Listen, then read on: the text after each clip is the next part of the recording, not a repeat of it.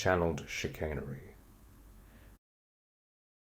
Now the Spirit expressly says that in latter times some will depart from the faith, giving heed to deceiving spirits and doctrines of demons, speaking lies in hypocrisy, having their own conscience seared with a hot iron. 1 Timothy 4:1-2. The best starting place seemed to be channeled material itself, since it immediately will set a clear bedrock for the idea that the sources of our non-Christian beliefs are verifiably deceptive, simultaneously very friendly and corny to play on your easily disseminated trust. Things will exponentially progress in the following chapters to bombastic absurdity, and you might find me kind of retarded for initially buying into some of this slop. But I am sharing excerpts from the most ridiculous or logically flawed moments from these books. But absolutely roast me as hard as you want. I can take it. I'll be covering multiple subchapters, each one focused on an area of content covered in most, if not all, channeled material.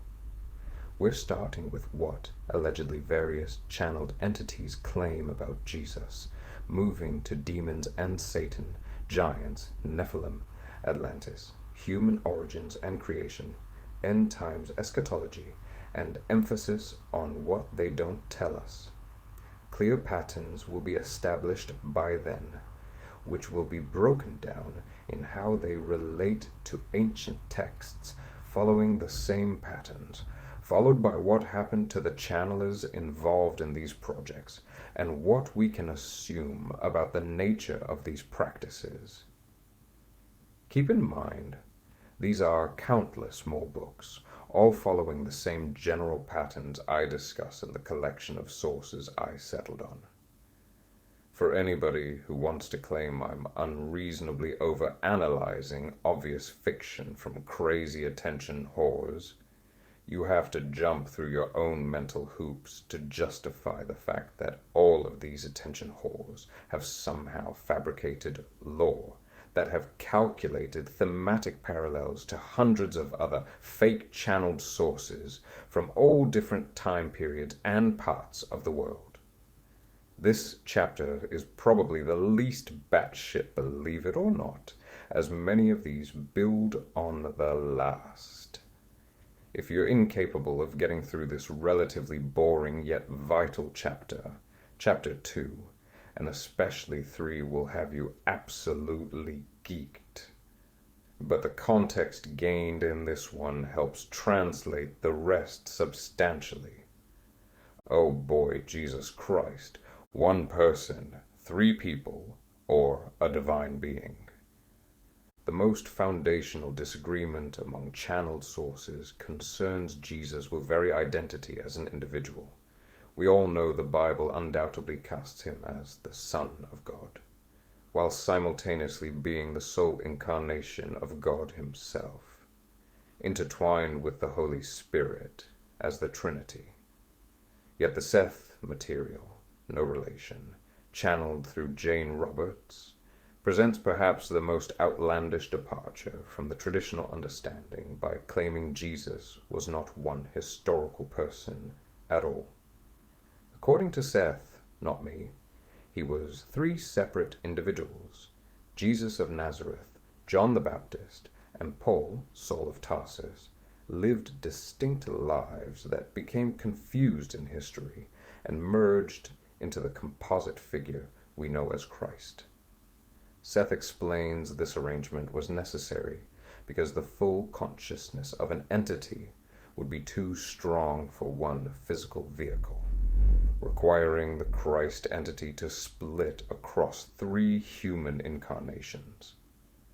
This immediately contradicts the raw material, law of one, which identifies Jesus as a single 4th density wanderer from the Confederation, an advanced soul who had nearly completed 4th density and was ready to graduate to 5th density, but chose instead to incarnate in 3rd density Earth to share the love vibration in as pure a manner as possible.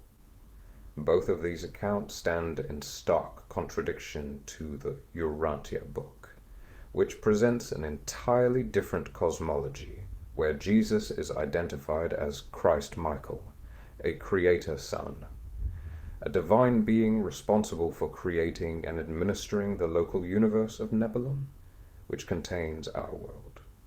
According to the Urantia book, Jesus' earthly life was a seventh and final bestowal, a series of incarnations as different orders of beings in his universe required to earn full sovereignty as creator son.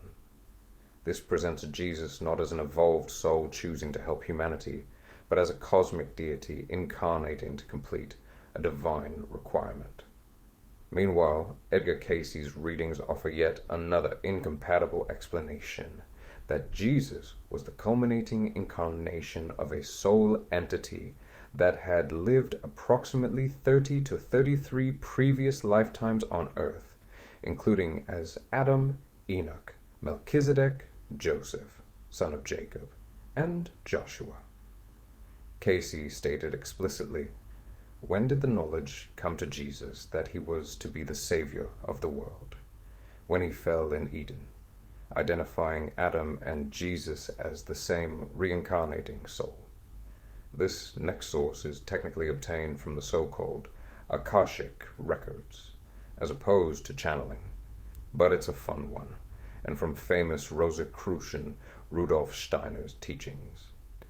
Described in his book of lectures, The Fifth Gospel, Steiner adds yet another layer of maximum strange by proposing that two Jesus boys were born around the same time, the Nathanian Jesus and the Solomonian Jesus, both from David's lineage but through different genealogical lines. According to Steiner, at age 12, the ego of the Solomonian Jesus, supposedly the reincarnation of Zarathustra/Zoroaster, transferred into the body of the Nathanian Jesus. This merged individual then developed as a relative normie until age 30, when at his baptism in the Jordan, the Christ being, a cosmic solar entity, descended into him. Steiner argues that only this complex merged entity permeated by the Christ being should properly be called Jesus Christ. These incompatible origin stories, one person versus three people versus a creator son versus a reincarnated Adam versus two boys whose souls merged, cannot all coexist. They represent fundamentally different beings with different natures, yet each source claims to reveal hidden truth about the same historical figure. The crucifixion. The crucifixion of Jesus represents perhaps the dirtiest area of contradiction among these channeled sources, with accounts ranging from confirmation with reinterpretation to plain denial that it occurred. The Seth material again provides the most radical revision, claiming that Jesus was never crucified at all. According to Seth, a conspiracy orchestrated with Judas's cooperation led to a drugged substitute, another man who believed himself to be Christ, being placed on the cross while the real Jesus escaped. This would require a relative doppelganger nearby who also has a literal God complex, though undeserved. Seth explains that Peter denied the crucified man 3 times, specifically, because he recognized that that person was not Christ. After the substitute's death, the actual Jesus appeared to his followers and used psychic projection abilities to create the appearance of wounds on his body to match what people expected to see, which would still be kind of badass anyway. Less so, I suppose. This account transforms Judas from betrayer to co-conspirator protecting Jesus, and makes the crucifixion an elaborate deception rather than historical fact. The raw material confirms the crucifixion occurred, but offers a mixed assessment of its significance. Ra states that Jesus could have avoided a martyrdom and continued his teaching mission for many more years, helping additional people. According to Ra, Jesus' choice to accept crucifixion demonstrated the fourth density orientation toward love and compassion, but lacked the wisdom that would have come with fifth density understanding. Ra suggests this was a choice that maximized love expression, but wasn't strategically ideal. Ra also claims the Orion group, negative/service to self entities, manipulated events leading to the crucifixion by working through the entity calling itself Yahweh and influencing Judas, who believed forcing Jesus into a corner would compel him to use his powers to establish an earthly kingdom. This portrayal of Yahweh as connected to negative forces directly inverts the biblical understanding of God, inverting what the Bible claims by pushing a Gnostic view. A Course in Miracles, allegedly dictated by the Jesus Christ himself through Helen Schuckman, confirms the crucifixion happened physically, but completely reinterprets its meaning. According to ACIM, the crucifixion was not sacrificial atonement for sin, because sin itself doesn't actually exist. Yippee! Go ahead, brother.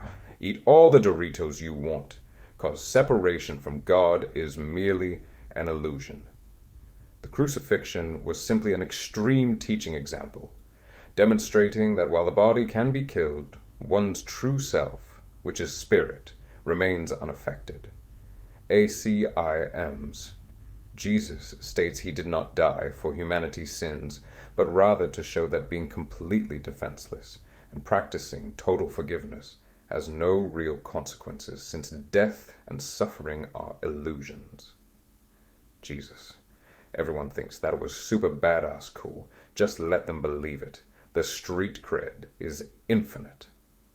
Dolores Cannon's hypnotized subjects provide yet another variation, reporting that Romans initially tried to kill Jesus by rolling him in a crate down a ravine, but he survived this attempt. Have the ancient Romans learned nothing from cartoons? Later, Jesus chose the time and manner of his death on the cross, was completely calm, felt no pain, and died quickly, implying control over the process. Suffering is for mortal fools, I suppose. Afterward, he appeared to followers on the road wearing a new gown and communicated telepathically. Meanwhile, the Urantia book confirms Jesus was crucified, but, like ACIM, reframes the meaning away from blood sacrifice. According to the Urantia book, his death completed his bestowal mission and demonstrated ultimate love and trust in the Father. The Urantia book rejects the doctrine of atonement entirely, teaching instead that Jesus came to reveal God's loving nature and show humanity its spiritual potential. These accounts are irreconcilable. Jesus either was or wasn't on the cross, either died or didn't die, either chose martyrdom wisely or unwisely, either atoned for sin or demonstrated that sin doesn't exist, or completed a cosmic bestowal requirement. Each source claims access to hidden truth, yet they contradict each other on the most pivotal event in Christian history. What are you doing here? Jesus. The channeled sources present fundamentally different explanations for why Jesus incarnated, ranging from demonstrating love, to revealing God, to correcting human misunderstandings, to fulfilling cosmic requirements. The raw material stresses that Jesus did not come to found Christianity or any religion. His message was simply about love and service to others' orientation. Edgar Casey's Akashic readings present Jesus' mission as demonstrating Christ consciousness, the awareness of complete oneness with God that is potentially available to all humans, even the comparatively empty vessels. According to Casey, Jesus' life showed the pattern that others can follow to achieve the same spiritual realization. The power is in the Christ. The pattern is in Jesus. This formulation makes Jesus an example rather than a unique savior, suggesting his achievement can be replicated by anyone who follows his path through multiple incarnations. The Urantia book describes Jesus' mission in grander cosmic terms. It states that Jesus came to liberate humanity from fear-based religion and show that every person can have a direct, personal relationship with God as a loving Father. His death completed the requirements of his bestowal mission, earning him full sovereignty over his local universe. A Course in Miracles claims it's Jesus came to correct misunderstandings, and now dictates the course to finish what he started. According to ACIM, Jesus' historical mission was to demonstrate that separation from God is an illusion, that sin doesn't exist, and that forgiveness is the path to awakening from the dream of physical existence. A CIM presents itself as Jesus' effort to correct Christianity's errors, particularly the doctrines of sin, guilt, and sacrificial atonement. Conversations with God by Neil Donald Walsh takes a similar universalist approach, with the voice claiming Jesus came to demonstrate a relationship with God that all humans can equally achieve, since everyone is equally a son of God. According to Walsh's God, Jesus wanted people to believe with him rather than believe in him, to see themselves as his equals rather than worship him as uniquely divine. The material emphasizes Jesus' role as teacher and way-shower rather than as God incarnate or a sacrificial savior. These mission statements reveal fundamentally incompatible theological frameworks. Jesus either came to share love, RR, demonstrate replicable spiritual achievement, Casey, reveal God in complete cosmic requirements, Urantia, correct misunderstandings about illusion and separation, ACIM, or show that all humans are equally divine, Conversations with God. Each mission presupposes different cosmologies and different understandings of humanity's condition and needs. Healing abilities. Which is it? The channeled sources also disagree substantially on the nature and extent of Jesus' healing abilities. The raw material explains Jesus' healing power as accessing intelligent infinity by opening the gateway to intelligent energy, essentially understanding and working with natural spiritual laws.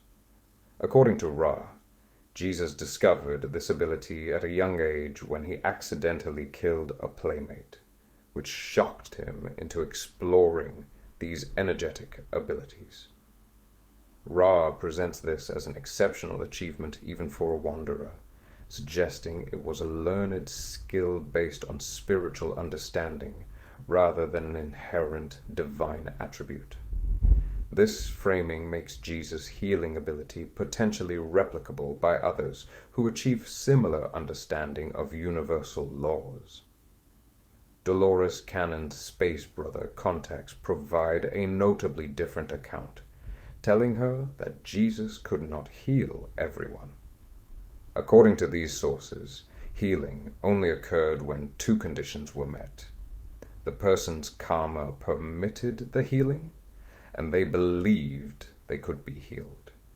This introduces karmic restrictions entirely absent from gospel accounts and suggests Jesus' power was limited by spiritual laws beyond his control. A person with karma requiring them to experience illness could not be healed even by Jesus, fundamentally limiting his healing ministry. Edgar Casey's readings attribute Jesus' healing to his embodiment of Christ consciousness, the complete awareness of oneness with God. Since Casey taught this consciousness is potentially achievable by anyone, Jesus' healing ability becomes an advanced spiritual skill rather than a unique divine attribute. These same concepts are essentially agreed upon in audiobook and A Course in Miracles as well, with semantic differences. In the Gospels, Jesus heals all who come to him in faith without karmic restrictions. The introduction of karma as a limiting factor fundamentally alters the biblical narrative. Is sin bad? If so, cooked. Perhaps no area reveals the unified opposition to biblical Christianity more clearly than the channeled source's assessment of sin and atonement. With near unanimity, these sources reject or radically redefine Christian doctrine on these central issues. A Course in Miracles states most explicitly that sin does not exist. What appears as sin is merely error in perception or misunderstanding. Conversations with God by Walsh similarly declares there is no sin, and consequently no judgment, no hell, and no need for salvation in the traditional sense. Walsh's God explains that Jesus didn't die for sins because there's nothing to die for. Humanity simply needs to recognize its inherent divinity. This directly contradicts the Apostle Paul's statement in Romans 6:23 that the wages of sin is death, and the entire sacrificial system explained in Hebrews. The raw material doesn't use traditional sin terminology at all, instead framing human challenges in terms of service to others versus service to self-orientation. There's no fallen state requiring redemption, just souls at different density levels making choices about how to serve. Jesus' death wasn't atonement, but an unwise, though loving, choice to accept martyrdom.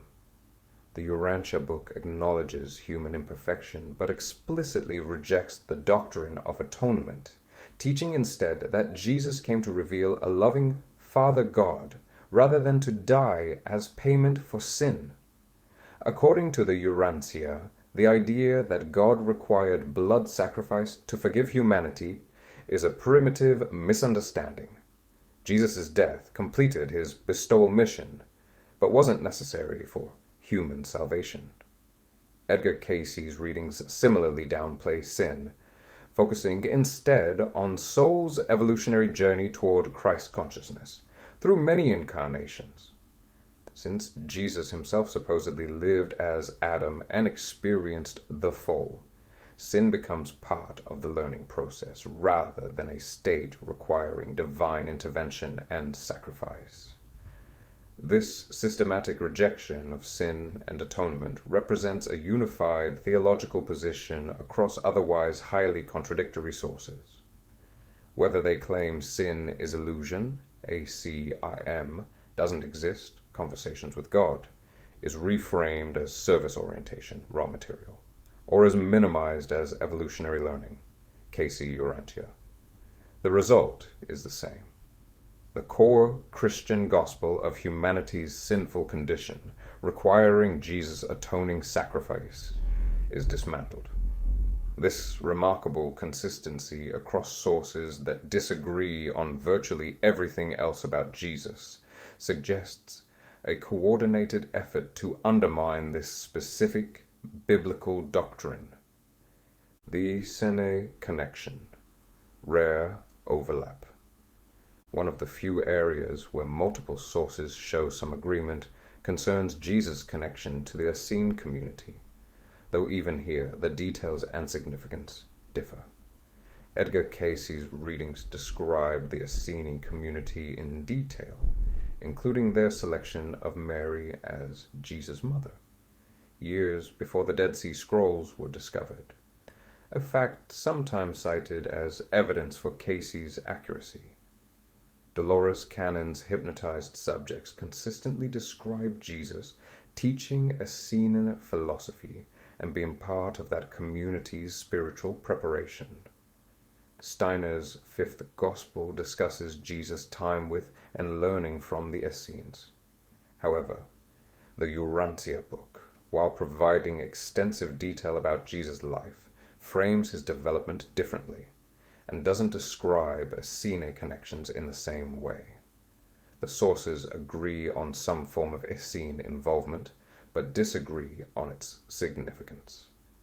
Was Jesus prepared by the Essenes, KSE, taught their philosophy, canon, learned from them, Steiner, or developed largely independently, Urantia? Even this area of apparent overlap reveals different interpretations when assessing the details. A pattern emerges. Marshall V. and Summers' meta-warning. Even channeled sources warn about channeled sources. Absent of any self-awareness to the cosmic level irony, Summers' allies of humanity material, itself supposedly channeled from benevolent extraterrestrials, warns that malevolent alien forces are preparing a false second coming of Jesus. According to this source, Friendly Space Brothers, the bad Space Brothers will present a fake Jesus, prepared through the intervention, who will not bring peace but a reckoning. Summers warns that extremist religious groups are being influenced to expect a vengeful Jesus who will cleanse humanity, and this false Jesus will actually be an alien creation designed to manipulate believers. Hold it right there, sir. I have some questions. If channeled sources disagree so dramatically about who Jesus was historically, one person or three crucified or not, divine or evolved, how would anyone recognize a genuine versus false appearance? And why would supposedly enlightened extraterrestrials warn about other extraterrestrials if the New Age framework of benevolent alien guidance is accurate? Summers' material is another example proving that there is no objective way to verify claims or distinguish between competing spiritual voices, each claiming unique authority. Only one or none of these sources can be telling the truth. When these sources are examined systematically, a clear pattern emerges that supports the hypothesis of a coordinated demonic deception rather than diverse spiritual revelations. Despite their many contradictions with each other, the channeled sources display absolute consistency in opposing core biblical doctrines. Universal opposition to key doctrines. Jesus' unique divinity is denied all sources. Sin is rejected, minimized, or redefined all sources. Atonement through Christ's sacrifice is dismissed all sources. The crucifixion is either denied or reinterpreted away from substitutionary atonement, all sources. Biblical revelation is portrayed as flawed, distorted, or requiring correction, most sources. Alternative cosmologies replace biblical creation and fall, all sources. Reincarnation or evolutionary spiritual development replaces redemption, many sources. The sheer variety of contradictory alternatives may itself be strategic. Rather than presenting one clear counter-narrative to Christianity, these sources offer dozens of incompatible alternatives. Jesus as fourth density wanderer, as three people, as creator son, as reincarnated Adam, as two merged boys, as enlightened teacher, as one of many masters, etc. The multiplication of false options ensures that truth is obscured. No matter which alternative someone chooses, they're led away from biblical Christianity. The goal isn't to present a coherent alternative, but to create doubt about what God actually revealed. The manufactured perception of diverse narratives exists for the same reason demons haven't put all their eggs in one basket regarding a counter-religion, as the patterns would reveal an obvious opposition. simplifying the narrative.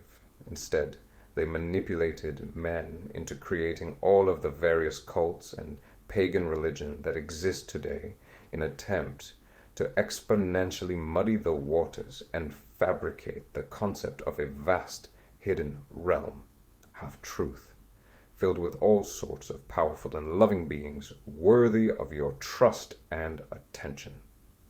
They also don't expect many cool guy nerds to put in the effort of deciphering this obnoxious lore. Well, joke's on you fools.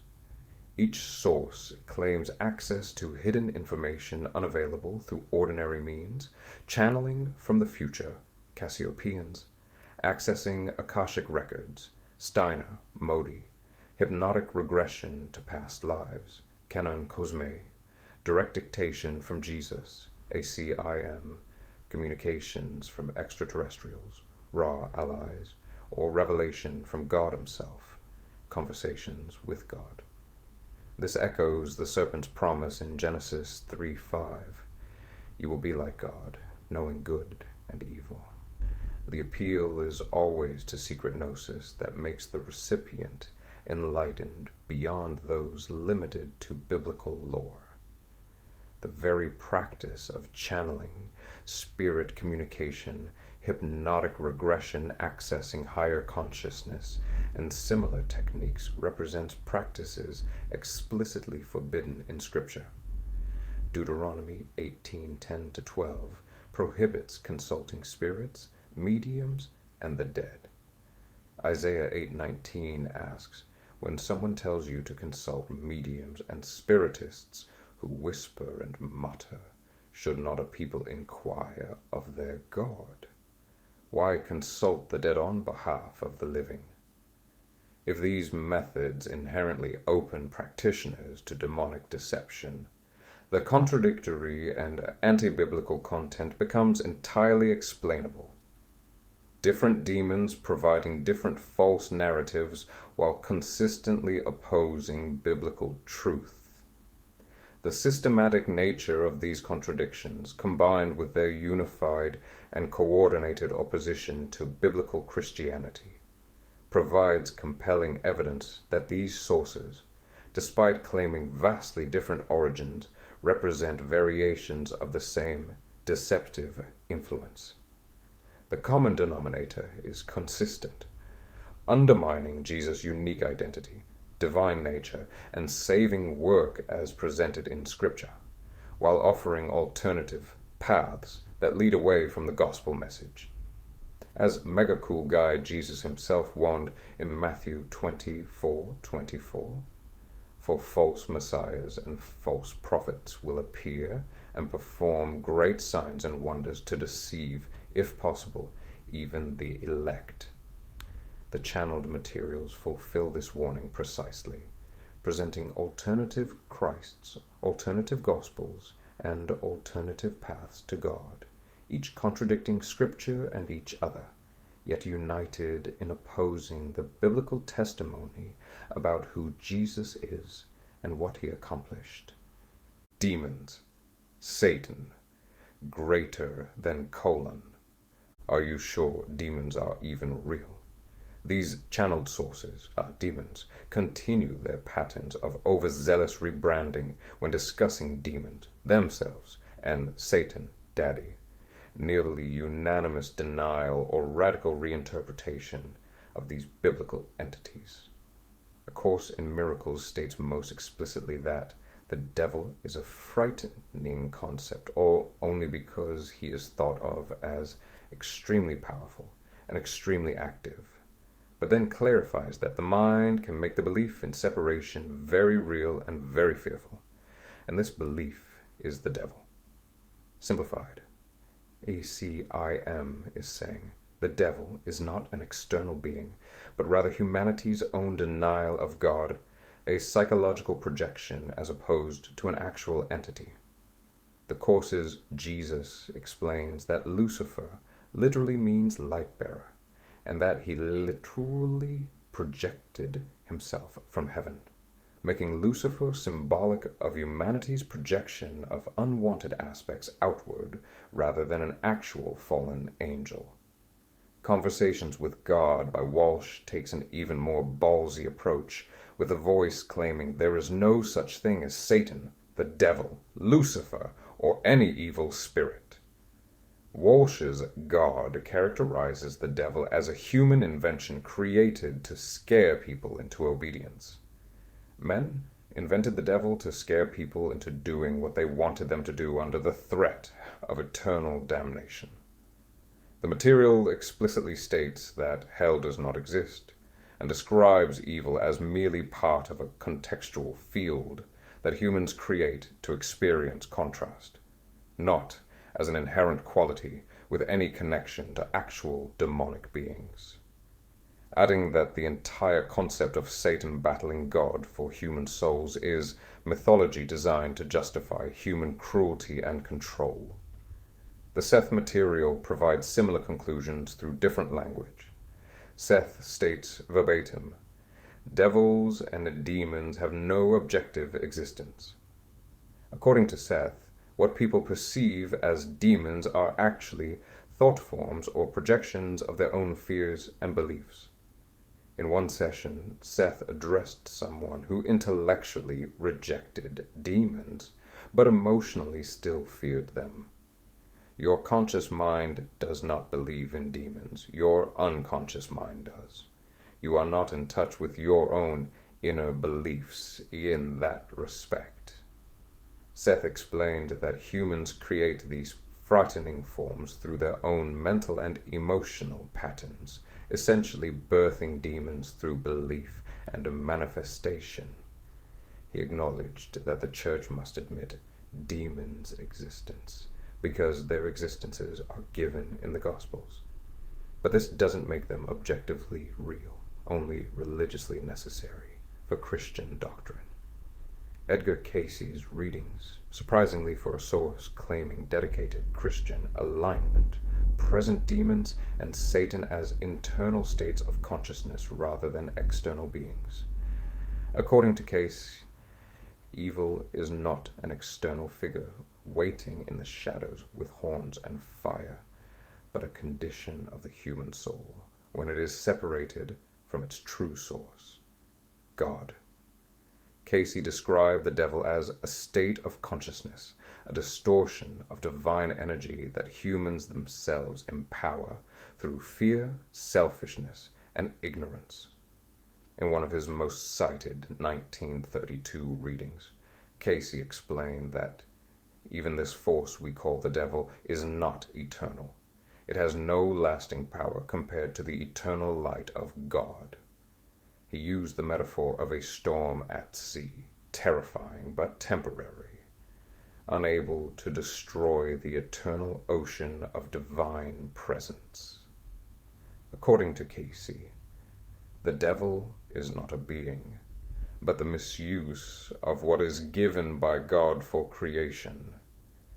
This reframes Satan not as a personality, but as misdirected divine creative energy or whatever the fuck. Demons as elementals and thought forms. Dolores Cannon's work provide yet another interpretation of the dynamics of these dweebs. According to these sessions, demons are elementals, though not the Paracelsus kind, beings that have not actually lived lives on Earth, but exist as energy forms. Cannon's subjects describe demons as feeding on negative energy, and the living seem to be the source of it. According to this framework, humans manifest evil through their own thoughts and emotions, creating negative thought forms, aka egregores, that become quasi-independent entities with their own base-level consciousness supplied from our personal or collective subconscious. I've come to realize if you throw the right new agey keywords around like consciousness, vibrational, etc., they will believe literally anything wrapped up between those words.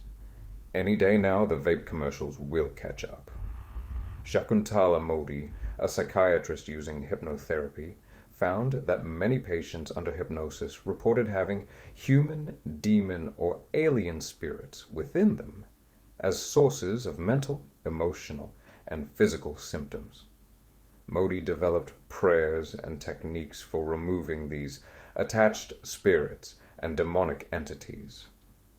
But Modi's work emphasizes that spirit attachment is not possession or in any way demonic in the traditional sense. His cosmology involves earthbound spirits, deceased humans, or negative thought forms lodging in people's energy fields. The document notes that demons indicate that failure means being discovered or clearly identified as a demon, acknowledging that these entities operate through deception and concealment. Modi's framework accepts the reality of interfering entities, but frames them more as energetic parasites than biblical demons.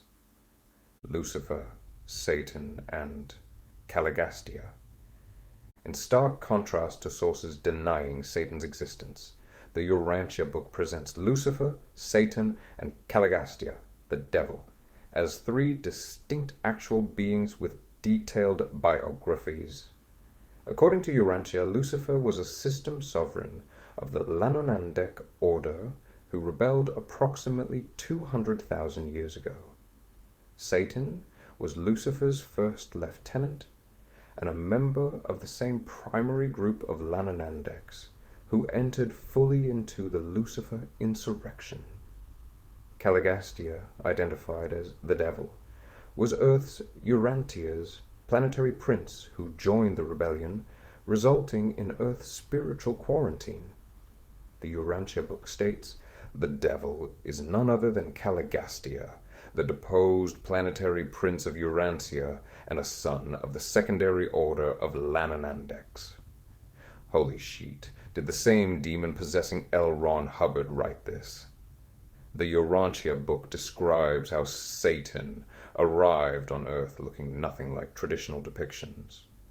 He was, and still is, a Lanonandek son of great brilliance, and no marvel, for Satan himself is a brilliant creature of light.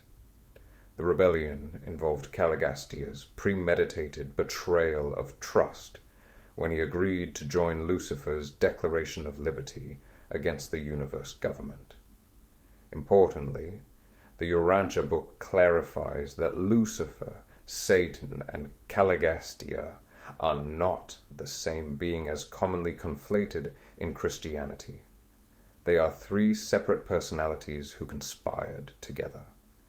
According to this cosmology, these beings were created good but chose rebellion, and their influence continues to affect Earth, though they have been largely contained since Jesus' time. Lucifer and Ahriman, not totally bad dudes. Rudolf Steiner's anthroposophy presents, in my opinion, the most unnecessarily complex demonology among channeled sources, distinguishing between three categories of counterforces: Luciferic beings, Ahrimanic beings, and Asuric beings. According to Steiner, Lucifer and Ahriman are not the same as Satan, but are distinct types of fallen spiritual beings serving different functions. Luciferic beings influence humanity's astral body, promoting spiritual pride, egotism, and desire to transcend physical reality prematurely. Ahrimanic beings, associated with the Persian Ahriman/Satan, influence the etheric body, promoting materialism, mechanization, bureaucracy, and denial of spiritual reality. Asuric beings, Asuras, represent the most destructive force, attacking the human I or ego directly. Oh no, Asuric beings, and no, please stop! Don't go after my fragile glass house of an ego. Steiner taught that both Lucifer and Ahriman are redeemable. They have potentially good and valuable aspects if or when their influence is ruled by, contained within, that of Christ. The intention is not to destroy them utterly, but to defeat and enlist them in God's work. Steiner identified Ahriman as the most dominant demonic influence of the modern era, waxing in power since the end of the Middle Ages. Additionally, Steiner spoke of Sorath, the sun demon and direct antagonist of Christ the Son being, who does not belong to our solar system, but originated in otherworld periods. Steiner predicted 3 manifestations of 666, Sorath's number, in world history, with modern times representing the 3rd manifestation. Close enough, I guess. Contradictionville, USA. These sources present fundamentally incompatible claims about the nature and reality of Satan and demons, on whether Satan/demons exist, do not exist at all. ACIM. Conversations with God. Seth material. Edgar Casey as external beings. Exist as thought forms/projections. Seth material. Dolores Cannon. Modi to some extent. Exist as negative density beings. Era material. Cassiopeian transcripts. Exist as actual fallen angels/beings. Urantia book. Rudolf Steiner. Traditional Christianity. On Satan's identity. Psychological projection of separation belief. ACIM. Human invention/myth. Conversations with God. Misused divine creative energy. Edgar Casey. Multiple distinct beings. Lucifer, Satan, Caligastia, Urantia book. Multiple distinct types. Lucifer, Ahriman, Asuras, Sorath, Steiner. Service to self-organized groups like Orion. Ra material. 4th/5th density STS beings, Cassiopeians. On demons' nature. Illusions with no objective existence. Seth, ACIM. Elementals that never lived as humans, canon. Earthbound human spirits or thought forms, Modi. Projected thought forms created by negative beings, Ara/Cool. Fallen angels of various orders, Steiner, Urantia book. The Urantia book and Rudolf Steiner stand virtually alone among channeled sources in affirming that Satan, Lucifer, and demons are actual beings rather than human projections or misunderstandings. Yet even these 2 sources contradict each other dramatically. The Urantia book presents 3 distinct personalities: Lucifer, Satan, Caligastia, while Steiner presents multiple categories with entirely different characteristics and functions, almost as if somehow maintaining an incredibly consistent brand. Sources claiming to channel higher wisdom nearly unanimously deny or radically reinterpret biblical teachings on Satan. Exactly what one would expect if these sources were themselves demonic deceptions, seeking to convince people that demons don't exist or are merely misunderstood energy patterns. Checkmate. Fools. Big boys. A.K.A. Nephilim. The biblical account in Genesis 6, 1-4 describes the Nephilim as offspring of sons of God and daughters of men, characterizing them as mighty men of old, men of renown. Numbers 13, 32-33 confirms they were of great height, leading to the traditional interpretation of Nephilim as giants. The channeled sources take this foundation and construct goofy-ass contradictory narratives about who the Nephilim were, when they existed, and what became of them. The Cassiopeian transcripts provide specific details about the Nephilim, stating they were up to 15 feet maximum, in height. According to the Cassiopeans, the Nephilim currently live in Orion. One session clarifies, I understand that Nephilim are 3D, third density beings, STS, aligned on their way here via the wave. The Cassiopeans describe the Nephilim as connected to genetic manipulation programs, suggesting they were attempts by those of the Orion group to create enhanced humans. The transcripts mention that these experiments included attempts to recreate the Nephilim, giants, and various human-animal hybrids that later entered mythology. The material presents the Nephilim as products of alien genetic engineering rather than supernatural angel-human hybrids. Ironically, my personal leading theory of what the Greys, Mantids, and Reptilians are is genetic experiments meant to be possessed by demons. The bodies technically being Nephilim with their DNA, meant to look like aliens of distant planets solely for the purpose of its deceptive value, maintaining their brand of disclosing half-truths. The raw material doesn't use the term Nephilim, but describes similar events involving giants. Ra states that approximately 3,600 years ago, entities called the Anak were impregnated with a new genetic coding by your physical complex means so that the organisms would be larger and stronger. According to Ra, this was done by the Yahweh group in an attempt to influence humanity. Ra describes this as part of a series of encounters involving genetic manipulation to create larger, stronger humans. While Ra doesn't explicitly call these beings Nephilim, the time frame and description of genetically enhanced giants clearly parallel biblical accounts. Ra's framework places this within the broader context of positive and negative extraterrestrial groups attempting to influence human evolution through direct genetic intervention. Edgar Cayce's readings extensively discussed giants, particularly in connection with Atlantis.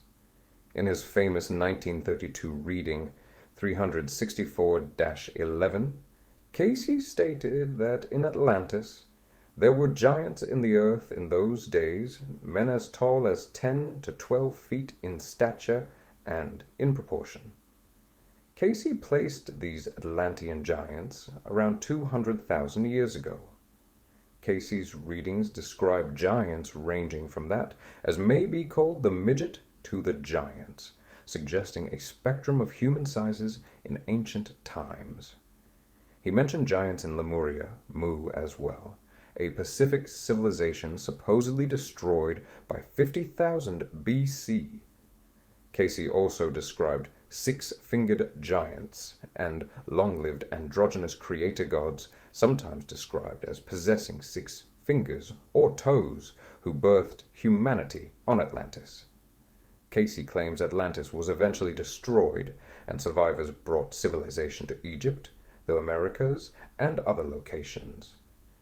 Cayce's framework makes giants a recurring feature of multiple ancient civilizations across vast time periods rather than a single biblical era phenomenon.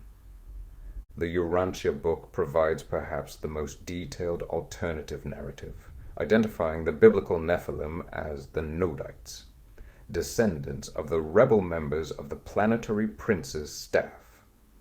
After Caligastia's rebellion approximately 200,000 years ago, 60 staff members who joined the rebellion mated with 44 Andonite counterparts, producing offspring who, embracing 104 individuals who carried the modified Andonite germplasm, constitute the ancestry of the Nodites, the 8th race to appear on Urantia. I have no idea what that means, but it sounds like Bologna. The Urantia book even directly quotes Genesis 6:4. The Nephilim, Nodites, were on earth in those days, and when these sons of the gods went into the daughters of men, and they bore to them, Their children were the mighty men of old, the men of renown. Adding on, while hardly sons of the gods, the staff and their early descendants were so regarded by the evolutionary mortals of those distant days. Even their stature came to be magnified by tradition. The Nitwits were originally superhuman due to their staff ancestry, but eventually degraded to mortal beings over time. Adam and Eve, who in the Urantia cosmology were material sons over 8 feet tall sent from Jerusalem, later impregnated 1,682 Nodites in the second garden to establish the Andite race. These Adamite Nodite hybrids became the Andites, who the Urantia book credits with building megalithic structures and advancing civilization globally. The Urantia book provides extensive genealogical details, claiming the Nodites built the Tower of Babel as a monumental memorial to their racial greatness. It states, pure-line Nodites were a magnificent race, whose average lifespan was extraordinary until they mixed with mundane mankind. This dangerously retarded lore casts the Nephilim/Nodites not as angel-human hybrids, but as descendants of materially incarnated celestial staff members who rebelled. The Seth material mentions giants primarily in connection with ancient civilizations predating Atlantis. Seth described the Lumanians, one of 3 civilizations existing before Atlantis, and mentioned giant-sized men in the mountain areas, particularly in Spain and the Pyrenees. Seth stated the Lumanians were a very thin, weakly people, physically speaking, but coexisted with these giants. Seth also described Atlantis as actually a composite of 3 civilizations rather than one unified empire, but he provided no dates for the Lumanian civilization and emphasized that Atlantis is a myth in response to a truth, trying to say the stories are based on real events, but have been mythologized. Once again, the only common denominator in these channelings is a being loosely adjacent to the biblical narrative, while diverging to varying degrees. Atlantis. Universal agreement. Advanced civilizations existed. Among the channeled sources being addressed here, one theme emerges with now predictable consistency. Advanced civilizations predating known history existed on Earth, referred to as Atlantis and Lemuria, also called Mu. This near-universal agreement stands in contrast to mainstream archaeology, which recognizes no such civilizations. Seeing in recent years that alternative sources discussing archaeology are more honest and closer to the truth than its institutionally funded overlords. These entities cater to these implicatory, quarter-filled narratives, adjusting them as they see fit around an appealing cosmology. All affirm that humanity once achieved technological and / spiritual heights far exceeding current capabilities, only to destroy itself and begin again. This agreed consensus across otherwise contradictory sources warrants deeper examination regarding the specifics of these civilizations' timelines, technologies, locations, and ultimate fates. I will be only focusing on Atlantis lore here, as there is more data to draw from than Lemuria. The timeline discrepancies for Atlantis among channeled sources are so extreme they cannot represent the same civilization. The raw material provides specific dates, claiming Atlantis began to form approximately 31,000 years ago and remained very agrarian, rural, until approximately 15,000 years ago. Ra states around 15,000 years ago, Atlantis reached quickly a high technological understanding, which caused it to be able to use intelligent infinity in an informative manner. Yeah, okay, that registers. Keep going. This technological leap involved manipulating greatly the natural influxes of the indigo or pineal ray from divine or infinite energy, which enabled them to create life forms. Ra emphasizes this was when Atlantis transitioned from spiritual society to technological empire, setting the stage for its ultimate destruction, specifically in 8,840 BCE. The Cassiopean transcripts provide a dramatically different timeline and narrative. The Cassiopeans state that Atlantis was merely a home base of an advanced civilization of 3 races of humans occupying different sections of a huge island empire.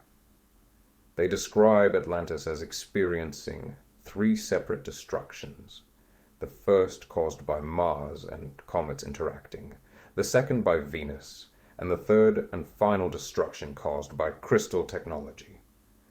The Cassiopeans placed the final destruction at approximately 12,656 years ago of their channeling session, which would be roughly 10,700 BCE. This is somewhat close to Plato's 9,600 BCE, but significantly earlier than Ra's 8,840 BCE timeline. Importantly, the Cassiopeans describe multiple advanced civilizations existing before Atlantis and Lemuria, stating ambiguously many when asked what came before.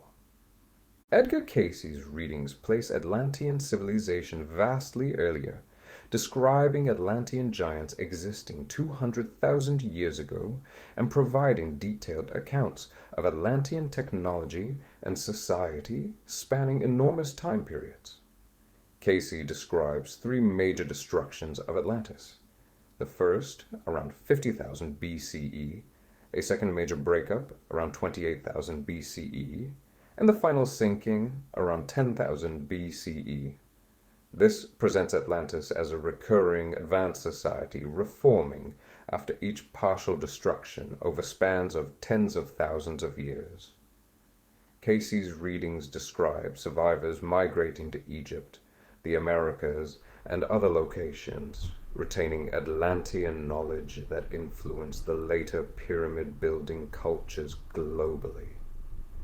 Steiner's Akashic readings identify Atlantis as the 4th root race following the Lemurians, with extensive discussion of Atlantean subraces, including Iramoahals, Tlavatlis, Toltecs, Turanians, Semites, and Akkadians. Steiner presents Atlantis as the civilization from which Aryan races descended. Steiner loved whitey hardcore, like to inappropriate degree totally down for racial hierarchy, not cool guy. Steiner claimed Atlanteans possessed spiritual psychic abilities rather than purely material technology, though they were said to be advanced in both. The Seth material describes Atlantis as actually a composite of 3 civilizations, rather than one unified empire, stating that Atlantis is a myth in response to a truth, suggesting the stories contain factual cores obscured by mythologizing. Seth explicitly states Plato picked up the Atlantis material himself, psychically.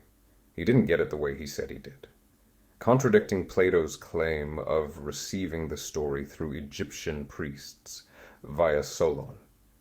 This meta-claim that even ancient sources were channeling, rather than recounting historical events, adds another ignored layer of uncertainty.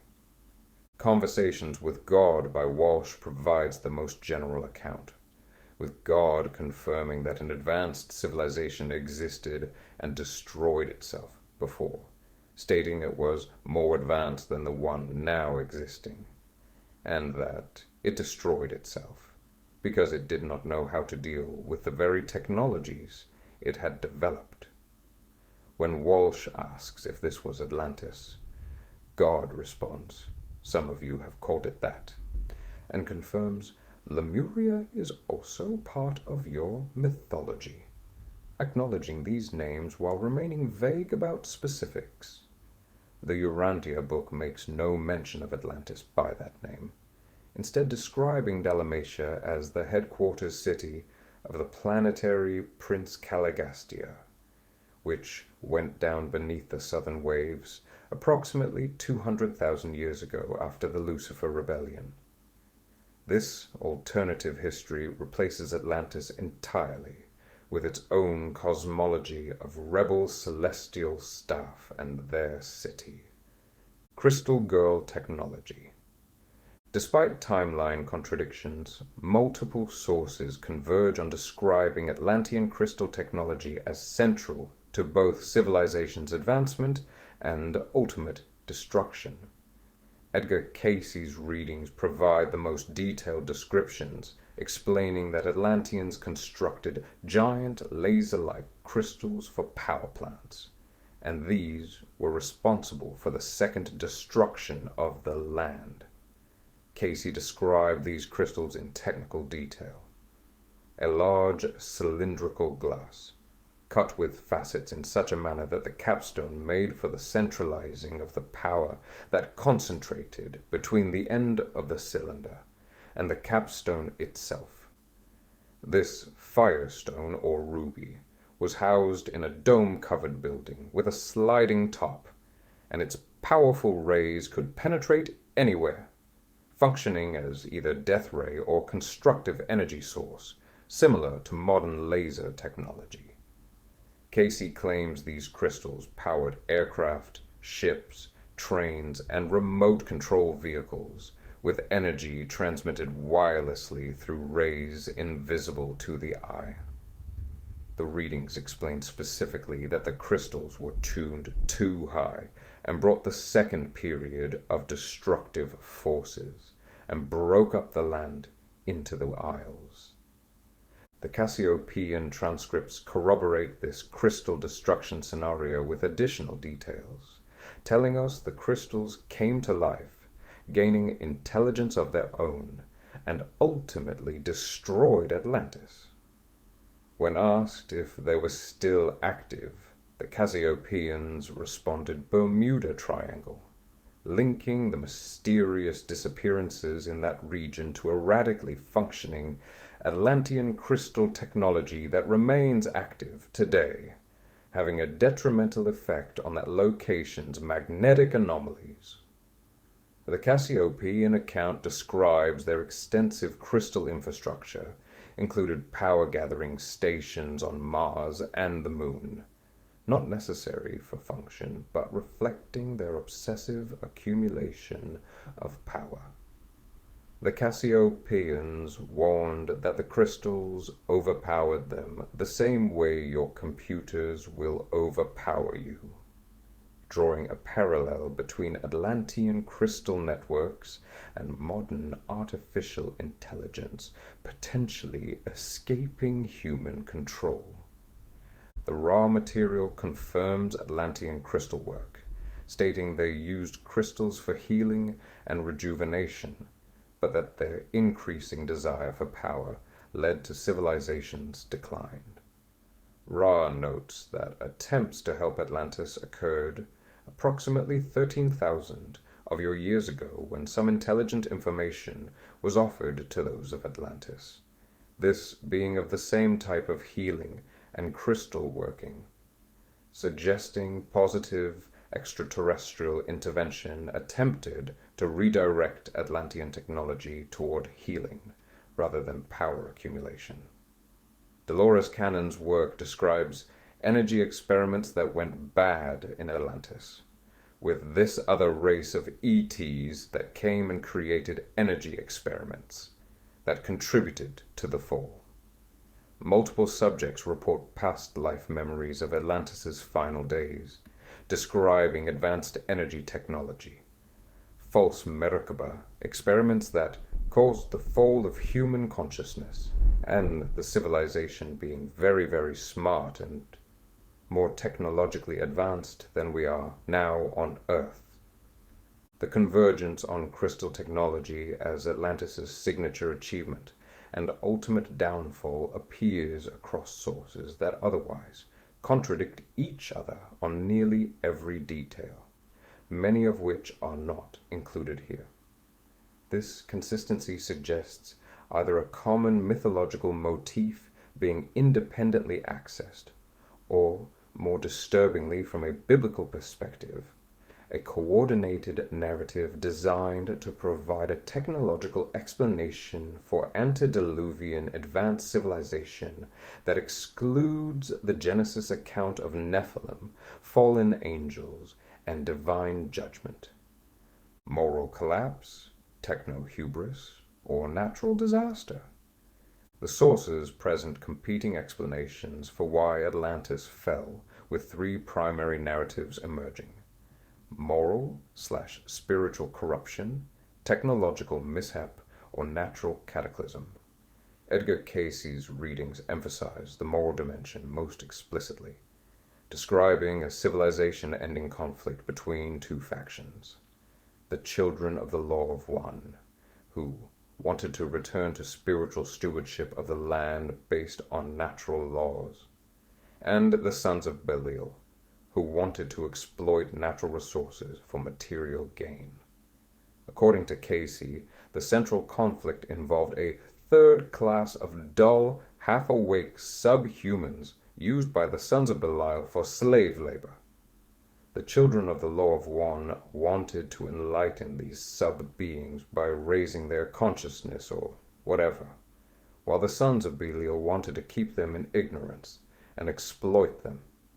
A story as old as time. This Atlantean class system, with genetically modified slave beings treated as property, suspiciously parallels certain interpretations of Genesis 6 and the Book of Enoch, where fallen angels and Nephilim create corrupted hybrid beings and enslave humanity. Cayce explicitly attributes Atlantis' final destruction to greed and lust, and states that Plato suggested the collapse came with the disintegration of moral values. The rare material similarly focuses on spiritual degradation, noting that due to increasing desire for power, the lifetime decreased rapidly in the later stages of this civilization. Ra explains that Atlanteans began work in genetic creation of life forms, instead of healing and perfecting themselves, a choice to manipulate external reality rather than evolve internally, mirroring Cayce's account at least thematically. The Cassiopean transcripts present a more purely technological explanation, stating that the crystals themselves gained a life and intelligence of their own, and destroyed Atlantis. Though this technological disaster occurred in the context of moral failure, Atlanteans being power-hungry and building unnecessary power stations on other celestial bodies purely for accumulation. When asked if Atlantis was destroyed by close passage of Mars or other celestial body, the Cassiopeans clarified there were three separate destructions. Mars/comets damaged, but didn't destroy it. Venus caused second destruction, and crystals caused the final catastrophe. This lore reveals Atlantis as repeatedly surviving natural astronomical catastrophes, but ultimately falling to their own technology. Conversations with God offers the most general explanation, with Walsh's God stating simply that the ancient civilization wound up making technology its God, another nod to AI, because its technological evolution was so far ahead of its spiritual evolution. This presents the fall as inevitable consequence of imbalanced development. Technology advancing faster than wisdom to use it responsibly. The voice warns that modern civilization is doing the same thing now, drawing an obvious parallel. The Bible did say the end times would be as in the days of Noah. Survivors' migrations that shaped known history. Multiple sources describe Atlantean and Lemurian survivors migrating after their civilization's destruction, supposedly explaining the sudden emergence of advanced cultures in historically recognized civilizations. Edgar Cayce's readings are the most explicit, claiming Atlantean survivors brought their knowledge to Egypt, the Americas, particularly Central and South America, and other locations. Cayce predicted that Atlantean records would be discovered, including a hall of records near the Sphinx in Egypt, containing Atlantean history and technology. His famous prediction that a portion of the temples may yet be discovered under the slime of ages and seawater near Bimini appeared to be fulfilled when the Bimini Road was discovered in the 1960s. Though mainstream archaeology disputes, this is a man-made structure. The raw material states that after Lemuria's destruction, survivors reached many places in Russia, North America, and South America, and that the Indians are their descendants. Ra also mentions visiting Egypt around 9,500 years ago to help construct pyramids, but notes the pyramids of those so-called cities were not to be used in the appropriate fashion, suggesting the Egyptian civilization misused or misunderstood the technology provided. The Cassiopeian transcripts confirm that scientists have remains of Atlantis and Lemuria, but are withholding information on purpose with no intention of spilling said beans. Hold up 1 second, Rayman. Are you saying that modern scientific suppression of evidence exists that would validate alternative history? You, sir, are blowing my mind. I will kill for you. Names. Give me names. List them. Alphabetically. Dolores Cannon's subjects report that a lot of different people say that some of the survivors of Atlantis went and started ancient Egypt. Steiner describes extensive Atlantean migrations forming various root races and sub-races that populated the post-Atlantean world. According to Steiner's racial hierarchy, problematic, Atlantean sub-races became the ancestors of various modern ethnic groups in a progressive evolutionary scheme. This migration narrative serves a specific function, explaining advanced megalithic construction, astronomical knowledge, and a cultural sophistication appearing suddenly in places like Egypt, Peru, Mexico, and other ancient sites. Rather than attributing these achievements to the indigenous peoples themselves or considering guidance from the fallen as claimed in the Bible, the Atlantis narrative credits a previous high civilization's survivors. This framework notably aligns, while contradicting in less general details, the biblical account of post-flood populations migrating from Babel and earlier Edenic/antediluvian knowledge being preserved through Noah's family. The spiritual versus technological dichotomy. Several sources explicitly contrast Lemuria as spiritually advanced but technologically primitive against Atlantis as technologically advanced but spiritually declining. The raw material states this almost verbatim, but in his choppy, robotic Yoda kind of way. This concept reveals a civilization-level trade-off. Societies can advance spiritually or technologically, but not both simultaneously. The fall occurs when technology outpaces spiritual wisdom. Maybe this is why God didn't offer Adam and Eve 2 fresh meat bags with much less than God's perfected wisdom, to have all of the secrets to the universe and the power that comes with it.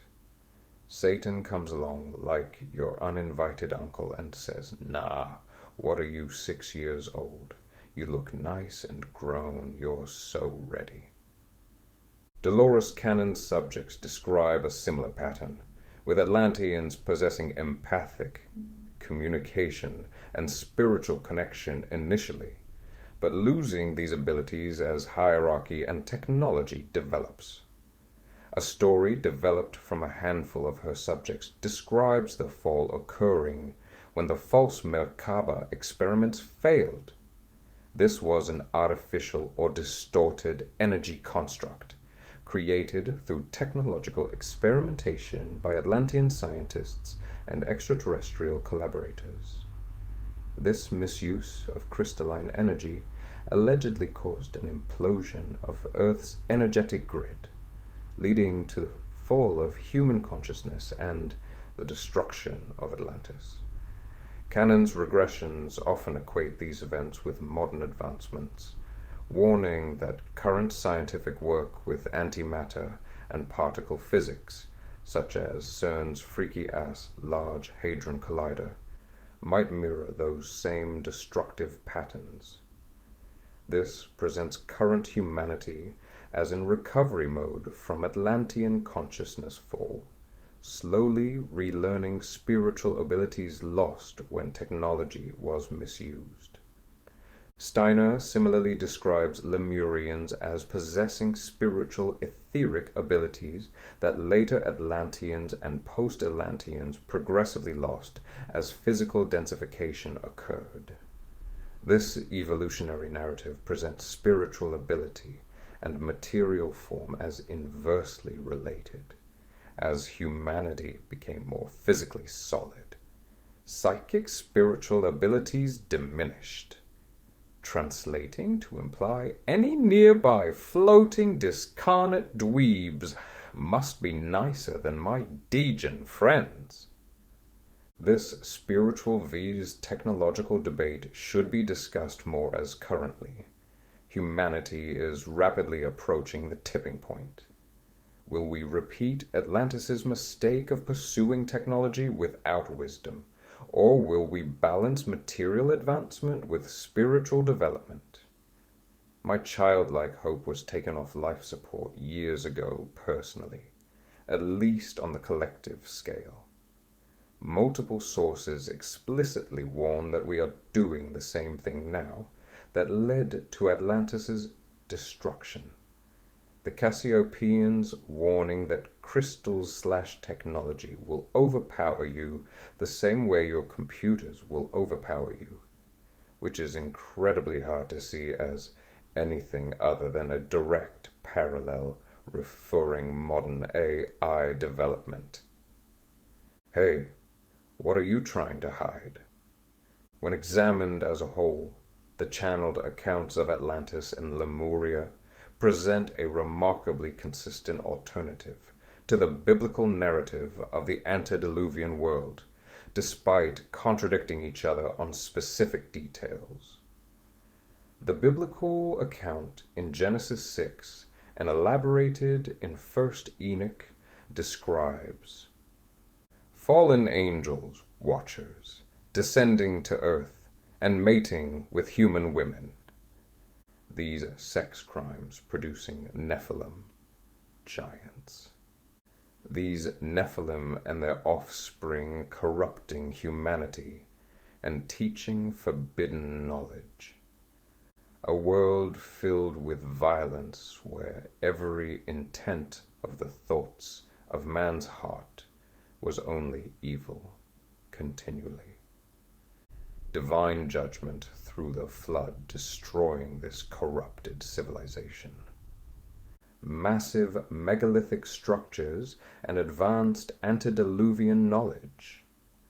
The channeled Atlantis narratives systematically replace each biblical element.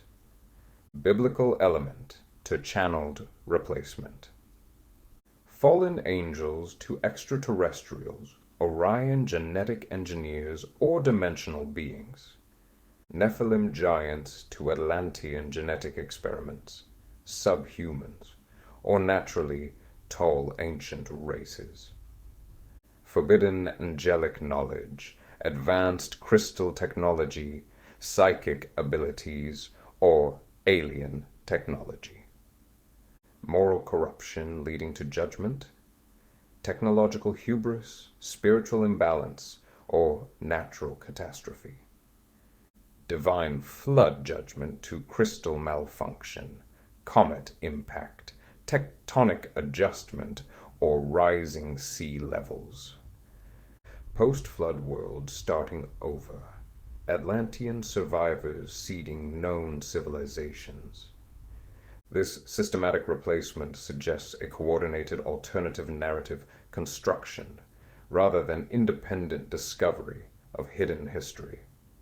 Every source provides a naturalistic or extraterrestrial explanation for phenomena the Bible ties to angelic rebellion and divine intervention. The giants are rebranded as either naturally tall ancient humans, genetic experiments, or descendants of tall celestial staff, etc. Anything except the offspring of fallen angels and human sluts. The advanced technology and megalithic construction the Bible credits to Nephilim teaching forbidden knowledge is seamlessly replaced Atlantean crystal science, psychic abilities, or extraterrestrial assistance. The moral corruption Genesis describes as warranting divine judgment becomes either technological mishap, crystals gaining sentience, natural disaster, tectonic/pole shifts, or the understandable consequence of imbalanced development, technology outpacing wisdom. For me, what has the biggest trickle-down effect from the implications is the removal of divine judgment, replacing it with accidents, natural processes, or self-inflicted wounds. There is no God pronouncing judgment on wickedness, no divine decision to cleanse the earth, no Noah's Ark representing salvation for the righteous. The flood, when mentioned at all, becomes one of several geological events affecting Atlantis, rather than justified last resort decided by a genuinely omnipresent badass who may or may not be wiser than me and my fellow meatbags.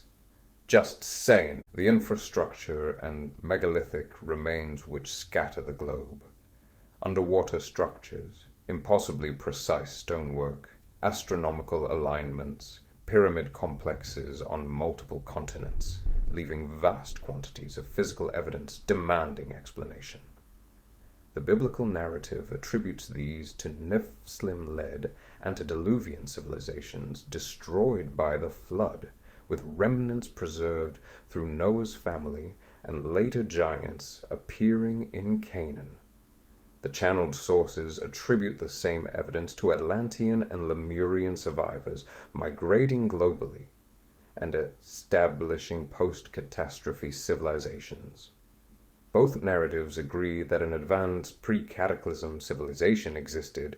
It was destroyed by catastrophe involving water, lots of it. Survivors migrated and influenced later cultures, and physical ruins remain as evidence. One's a tragedy, one's retribution.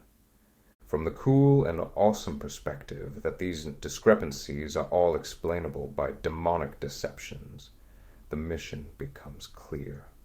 Provide an alternative for all the same evidence that removes God's judgment, eliminates fallen angels and their freaky cursed seed, and replaces divine intervention with naturalistic or extraterrestrial causes.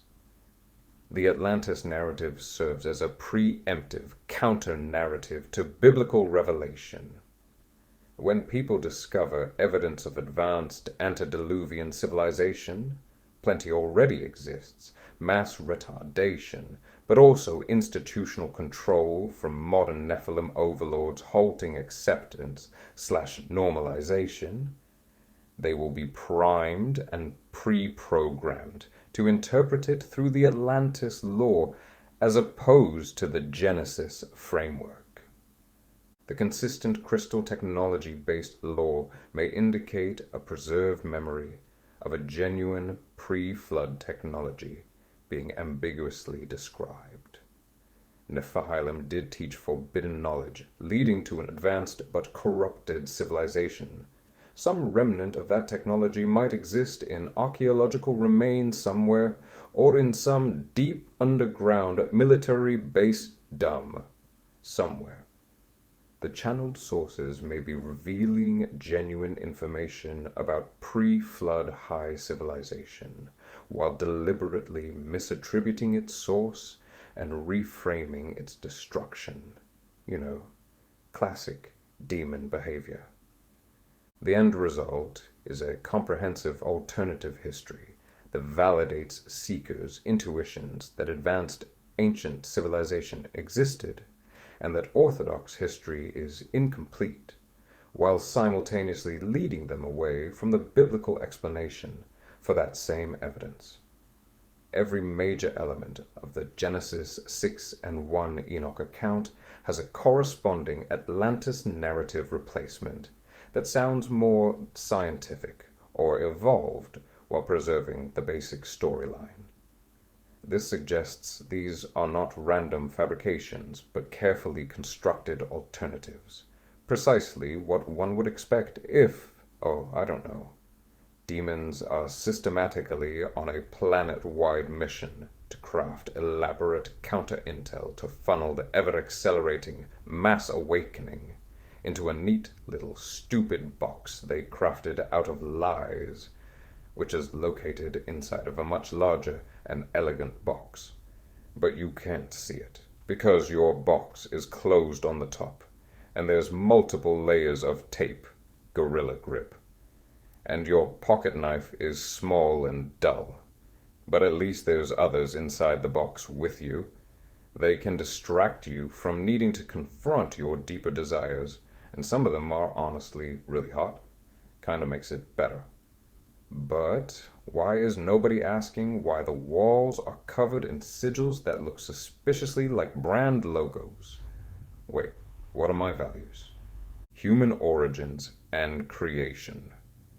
Wait, where the F did I come from?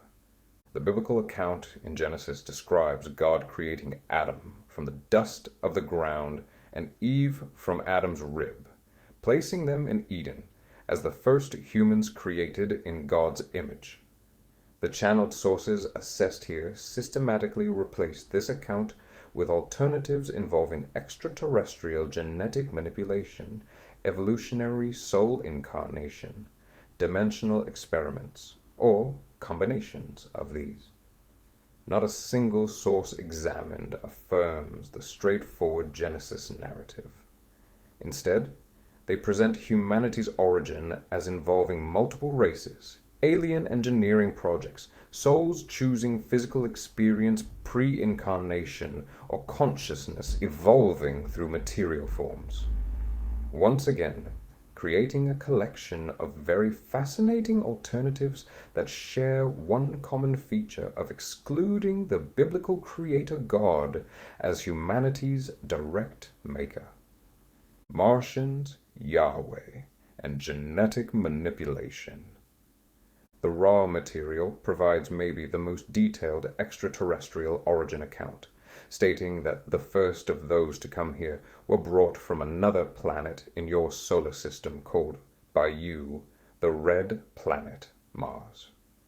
This was approximately 75,000 years ago. Mars became inhospitable, and these Martian men were transferred to Earth. Ra explains these beings arrived, or were preserved, for the experience upon your sphere by a type of birthing which is non-reproductive, but consists of preparing genetic material for the incarnation of the mind/body/spirit complexes. Okay, so cloning, yeah, we've been known about that stuff. Then this dweeb continues normalizing the transhumanistic, transmartianistic nature of these freaking illegals. Hey, bucko, we don't need any help with that. Our billionaires have got it covered. So yeah, these Martian dudes' consciousness hop into their Earth-friendly meat suits. Ra then introduces the controversial Yahweh group, stating that this entity or group worked with those of the planet you call Mars, 75,000 years ago, in what you would call the cloning process. Ra claims Yahweh performed a careful series of genetical adjustments made by the guardians of that time to create suitable bodies for Martian souls on Earth.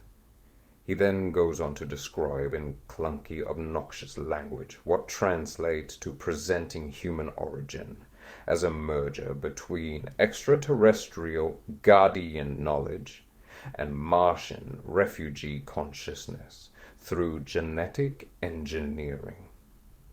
The raw material further complicates the concept by describing a second major genetic intervention around 3,600 years ago, when those of the Orion group performed a series of encounters in which the ones called Anak were impregnated with a new genetic coding by your physical complex means so that the organisms would be larger and stronger.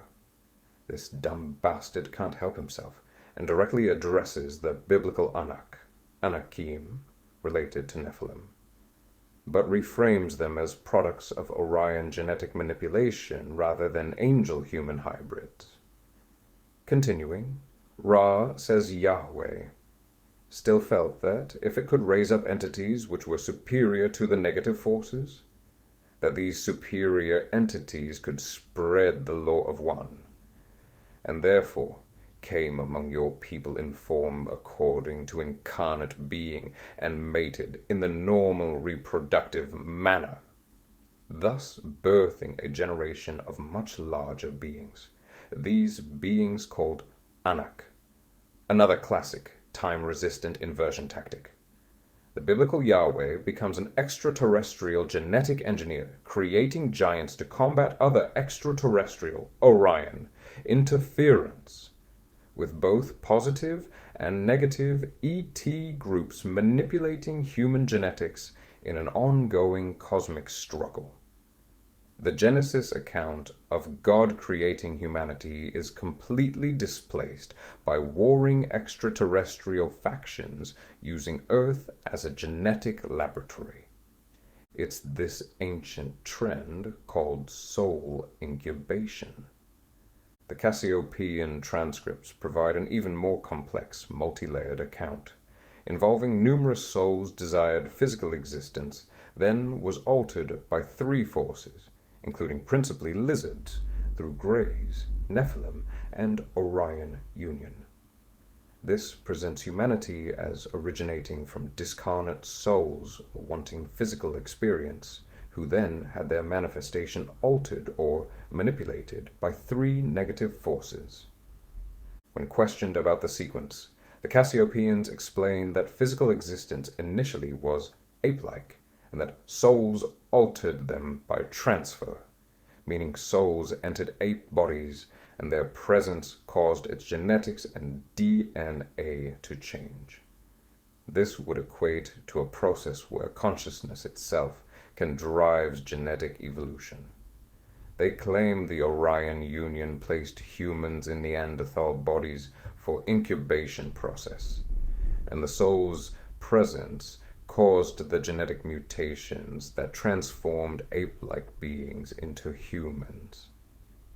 The Cassiopeians claim humans were originally seeded on a planet called Dankiar in the Orion region. When asked if this is humanity's original home, they confirm with a poetic yes. When asked what it's like, they respond, spent, cindered, burned up, watering down humanity as extraterrestrial refugees from a destroyed world, now incarnating on Earth in genetically manipulated primate bodies. This narrative makes every human and alien soul wearing a modified Earth-friendly meat-suit body, with our true origin in Orion rather than Eden. They continue by stating that approximately 300,000 years ago, the Lizzies changed our DNA to two threads from what was presumably a more complex structure. This presents humanity's current limited consciousness as the result of genetic downgrading by negative reptilian forces, revealing our present condition not as consequence of the fall, but as alien genetic sabotage. Non-binary souls? Casey's readings detail possibly the most spiritually elaborate account, describing humanity's origin as involving discarnate souls gradually becoming entrapped in physical matter. According to Case, 10.5 million years ago, people had tails and were capable of building a golden temple. This suggests conscious beings existed on Earth millions of years before conventional human evolution.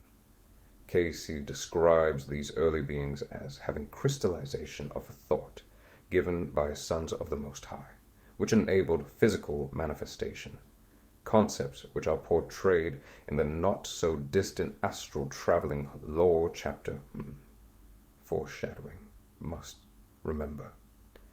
Casey identifies Emilius as the first soul to project into physical form on Atlantis, describing this being as the enlightened ruler, arriving at the all-time zenith of Atlantean civilization. According to Casey's scholar W. H. Church, Emilius and his followers were androgynous soul beings, who were male in their outward aspect, but embodied within themselves the nature of both male and female in one person, gay. These beings could become channels to bring into being androgynous progeny after their own kind, imbued with a double soul and a double-sexed body, without need for sexual intercourse. Jealous. Quick side quest. Steiner's Cosmic Memory describes how early Lemurians were originally hermaphroditic or bisexual, possessing both male and female reproductive capacities within a single body. Each individual could self-fertilize without external cooperation. Hold up. Who's paying my ass child support? Anyways, this androgynous creation narrative somehow still parallels while contradicting Genesis, which describes humanity created male and female. Casey's account suggests an original androgynous state that later divided, positioning the separation of the sexes as a key evolutionary moment when unified beings split into male and female. Church notes. In Hindu mythology, the seed of a present human race were sons of God who, during the root race associated with the Atlantean epoch, had devolved into semi-divine androgynous beings, self-imprisoned in bodies that had physiologically changed, becoming human in appearance. In this form, they began taking unto themselves wives who were indeed fully human in appearance and fair to gaze upon. Oh boy, copyright much Hinduism. Casey's information source attempts to reframe the Nephilim account as describing soul incarnation and sexual differentiation rather than fallen angels breeding with human women. Casey also taught that Jesus was the reincarnation of Emilius/Adam, the first soul to incarnate, making Adam and Jesus the same entity, another claim that fundamentally contradicts Christian theology while appropriating biblical characters into a reincarnation-friendly smorgasbord. Adam and Eve? You mean Andon and Fonta. The Urantia book shares a relatively naturalistic evolutionary account, describing human origin through biological evolution with only occasional celestial intervention. Approximately 1 million years ago, 3 mutational jumps produced the dawn mammals, then mid-mammals, then primates as immediate human ancestors. These mutations occurred in an isolated Mesopotamian peninsula and culminated in the birth of Andon and Fonta, who were the first 2 humans and ancestral parents of all mankind. Even the loss of Andon and Fonta before they had offspring, though delaying human evolution, would not have prevented it. Subsequent to the appearance of Andon and Fonta, there evolved no less than 7,000 favorable strains which could have achieved some sort of human type of development. This insinuates human emergence as genetically inevitable as opposed to a meaningful creation. ABadDon and Fonta were first but not necessary, with thousands of evolutionary pathways capable of producing humanity. The lore distinguishes ABadDon and Fonta, evolutionary humans appearing 1 million years ago, from Adam and Eve, who the Urantia cosmology identifies as material sons, arriving almost 38,000 years ago. Adam and Eve were over 8 feet tall and came from Jerusalem, celestial sphere, to uplift existing human races through genetic mixing. This completely shits on the big, beautiful biblical timeline claiming Adam and Eve are not the first humans but late arriving genetic show ponies sent to improve pre-existing evolved humanity. Urantia book claims Adam and Eve established the second garden and impregnated 1,682 Nodites, descendants of Caligastia's rebel staff, creating the Andite race, which is a superior hybrid combining material sun genetics with human and Nodite bloodlines. This presents biblical Adam and Eve as extraterrestrial genetic engineers with an unrealistic yet impressive body count, rather than the first created humans, fundamentally rewriting Genesis while retaining its characters and terminology. Consciousness creates reality. The Seth material provides a more philosophical yet still empty backstory, stating that consciousness itself indeed creates matter, that consciousness is not imprisoned by matter, but forms it. Apparently, consciousness units form the basis of all energy and matter, describing a conscious, self-aware universe that is constantly recreated by our own thoughts, dreams, and desires. Seth declares human origin not as divine creation, but as consciousness choosing to experience physical reality through progressively denser material forms, desiring to enhance quality of life and experience, presenting this drive rather than divine purpose as the engine of existence. Before physical manifestation there was all that is, and creation occurred as consciousness explored ways to know and experience itself through differentiation, stripping away any divinity or meaning. Conversations with God by Walsh pushes essentially the same exact concept, with only slightly different language. Walsh's God claims before creation there was only that which is, then spills the same type of rant regarding the desire to experience itself, which sounds like nothing more than cosmic scale gooning. Walsh's material describes creation as essentially a game entered into by agreement to remember who and what we are, with no finish line that some will not reach, no understanding that is not without value. The voice promotes reincarnation, stating the reader has had 647 past lives, with this being their 648th incarnation, and has been everything in those lives. This presents human existence as souls playing an eternal game of self-discovery through countless incarnation, with no judgment, no fall, no redemption needed, just continuous experiences gooning day and night. The world is an illusion. Anything goes, yippee. A Course in Miracles takes the most nihilistic, yet still adjacent position, claiming that physical creation itself is an illusion, and that separation from God never actually occurred. The Course teaches that before creation, there was only that which is, our physical existence, including human bodies, and the entire material world, represents a dream or illusion arising from the ego's belief in separation. ACEM's lore makes questions about human origin meaningless, since humans as physical beings don't actually exist. Only God's eternal spiritual creation is real, and the entire physical universe, including human bodies, is a miscreation or dream from which we need to awaken. This presents the dangerously retarded alternative to Genesis, denying that creation of physical reality ever happened at all.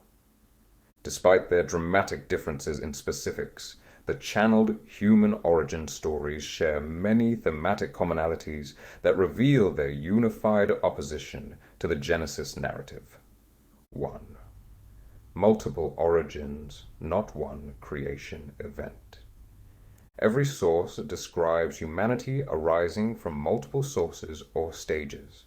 Martians plus genetic engineering, Ere, various soul groups altered by multiple alien factions, Cassiopeans, androgynous souls gradually densifying, Casey, Steiner, evolutionary mutations plus celestial intervention, Urantia, volunteer souls from multiple planets, Canon, or consciousness experimenting with form, Seth, conversations with God. None tell us humanity is the direct, unique creation of one God in one event. 2. Extraterrestrial or interdimensional origin. Most sources are clear that humans originate elsewhere. Mars, Rye, planet Dankiar in Orion, Cassiopeans, other dimensions or planets, Canon, Jerusalem via Adam and Eve as genetic uplifters, Urantia, or spiritual planes deciding to incarnate, Casey, Seth, conversations with God. Earth becomes a destination or experiment site rather than the location of original creation, implying a vastly populated cosmos, diluting our unique identity.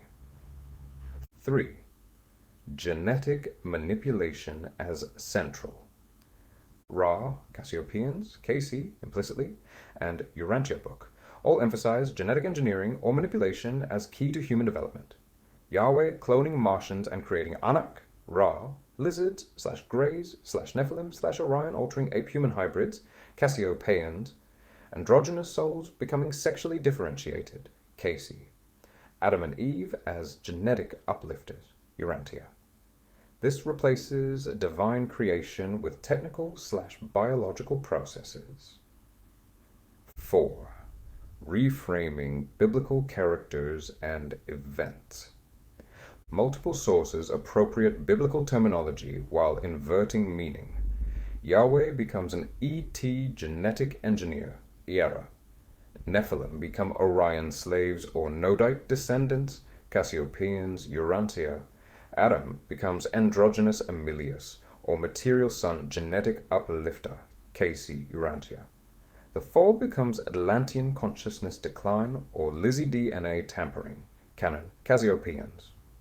Biblical revelation is reinterpreted as misunderstood ET contact or spiritual allegory. 5. Evolution combined with intervention. Several sources blend Darwinian evolution with periodic interventions. Souls entering ape bodies causing genetic mutation, Cassiopeans, natural mutations producing humans from primates, then ET hybridizing, Urantia. Consciousness increasing in densify through root race stages, Steiner. This maintains the weakly scientifically backed evolutionary naturalism while adding esoteric elements, woo elements for the starseed wannabes, appealing to two avenues of disinformation at once. 6. Removal of divine accountability. Whether presenting origin as ET engineering, Ray Cassiopeans, Soul volunteer missions, Canon, consciousness games, Seth, conversations with God, or illusion, ACIM, every source removes the concept of humans as accountable creatures made by a sovereign creator. There is no creation in God's image, no divine purpose, no fall requiring redemption. It's all just souls experimenting, aliens engineering, or consciousness gooning. Each account removes human dignity, purpose, and accountability to our Creator. The consistent thread is degradation to strip us of our dignity and purpose, labeling humans as lab rats, prisoners, amnesiacs, or non-existent. From a biblical perspective, examining these works as potential demonic deception, the systematic nature of the alternatives suggests coordinated preparation for end times delusion. If Genesis accurately records human origin as God's unique creation, and if fallen angels and Nephilim corrupted the antediluvian world leading to the flood, then any future revealing of non-human intelligences requires a prepared alternative explanation. The channeled sources have successfully planted a vast number of seeds in preparation for what is to come, having an established and semi-culturally ingrained alternative historical account to justify incoming events. If our space brothers appear, people will interpret them through the ET origin framework, which I'm sure will be algorithmically promoted, rather than recognizing them as demons/fallen angels. If more advanced ancient ruins are discovered, people will credit Atlantean survivors rather than Nephilim civilization.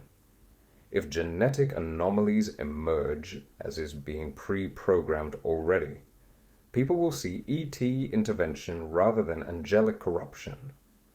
If supernatural abilities manifest on a wider scale, or even just normalization of the existing evidence, people will view them as recovered psychic powers rather than demonic influence.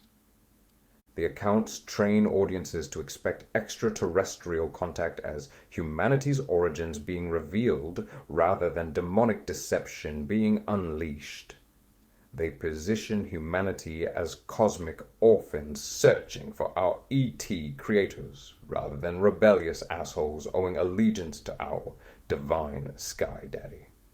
When Paul warns of a coming strong delusion that will deceive many, and Jesus warns of deception so convincing it would fool the elect, if possible.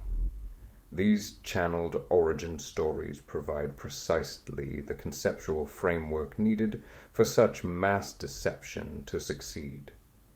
The various accounts contradict each other on virtually every detail, but they unanimously agree on one point. The Genesis account is wrong.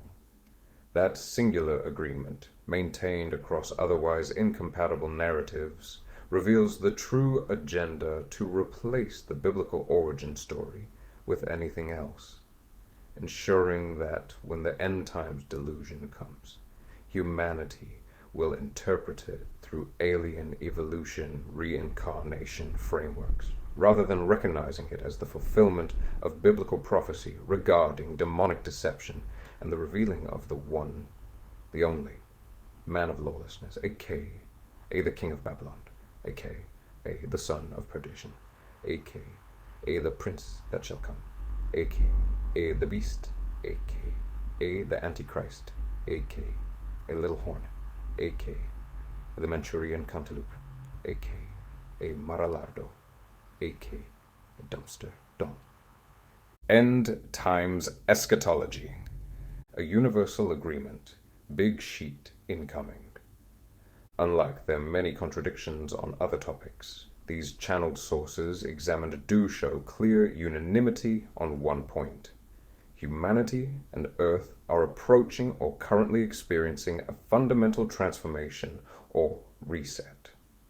Whether termed the harvest, raw material, the wave or realm border crossing, Cassiopeians, Earth changes, Edgar Cayce, The New Earth, Dolores Cannon, The Second Coming, Reinterpreted, Course in Miracles, Urantia Book, or Ahriman's Incarnation, Rudolf Steiner. Every source describes an imminent or ongoing transition that will fundamentally alter human existence. This consensus, maintained across sources that otherwise contradict each other, dramatically deserves thorough attention, particularly regarding what these transformations entail, their timing, and their ultimate purpose.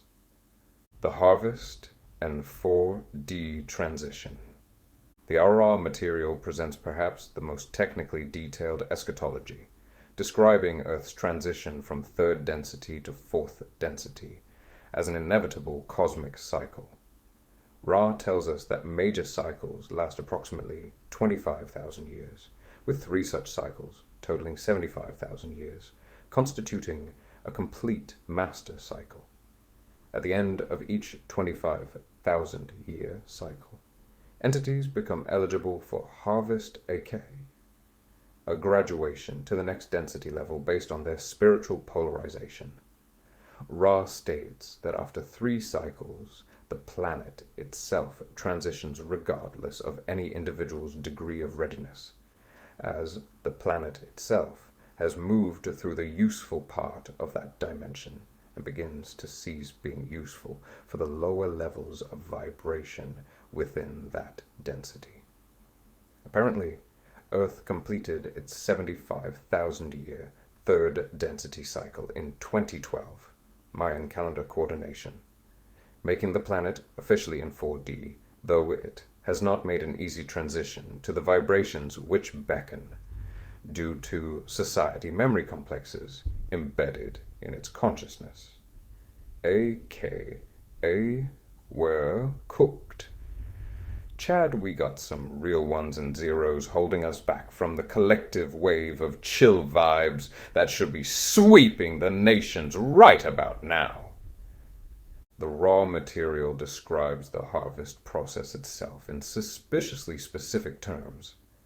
The spirit complex of each harvested entity moves along the line of light until the light grows too glaring, at which time the entity stops. Entities are separated by their own choice into the vibratory distortion most comfortable to their mind/body/spirit complexes. A pretentious word salad translating to meaning that the harvest is self-selecting based on each being's achieved vibration rather than imposed by external judgment, like God. Ra emphasizes that positive polarization requires 51% service to others orientation, while negative polarization requires 95% service to self. Those who haven't polarized sufficiently will repeat the third density cycle on another planet, as Earth will no longer support third density incarnation.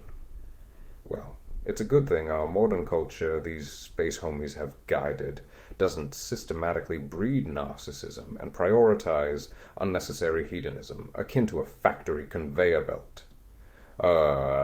Shit, wait a minute. Ray's fleshy disinformation conduits ask him for the percentage of the population that will be able to inhabit the incoming 4D Earth.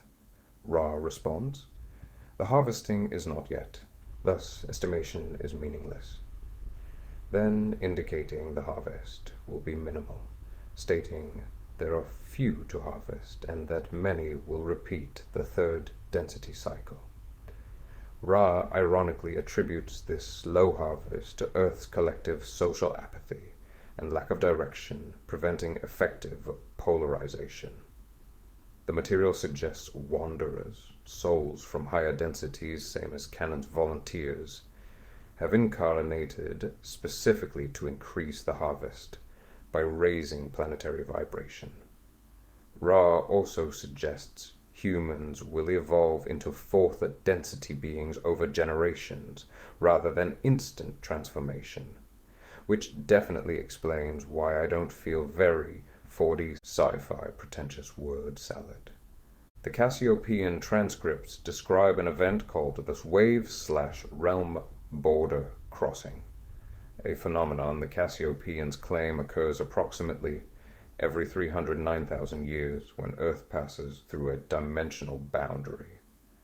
According to the Cassiopeans, The wave is caused by electromagnetic wave changes, specifically a gap in surge heliographic field related to the sun, whatever the fudge that means.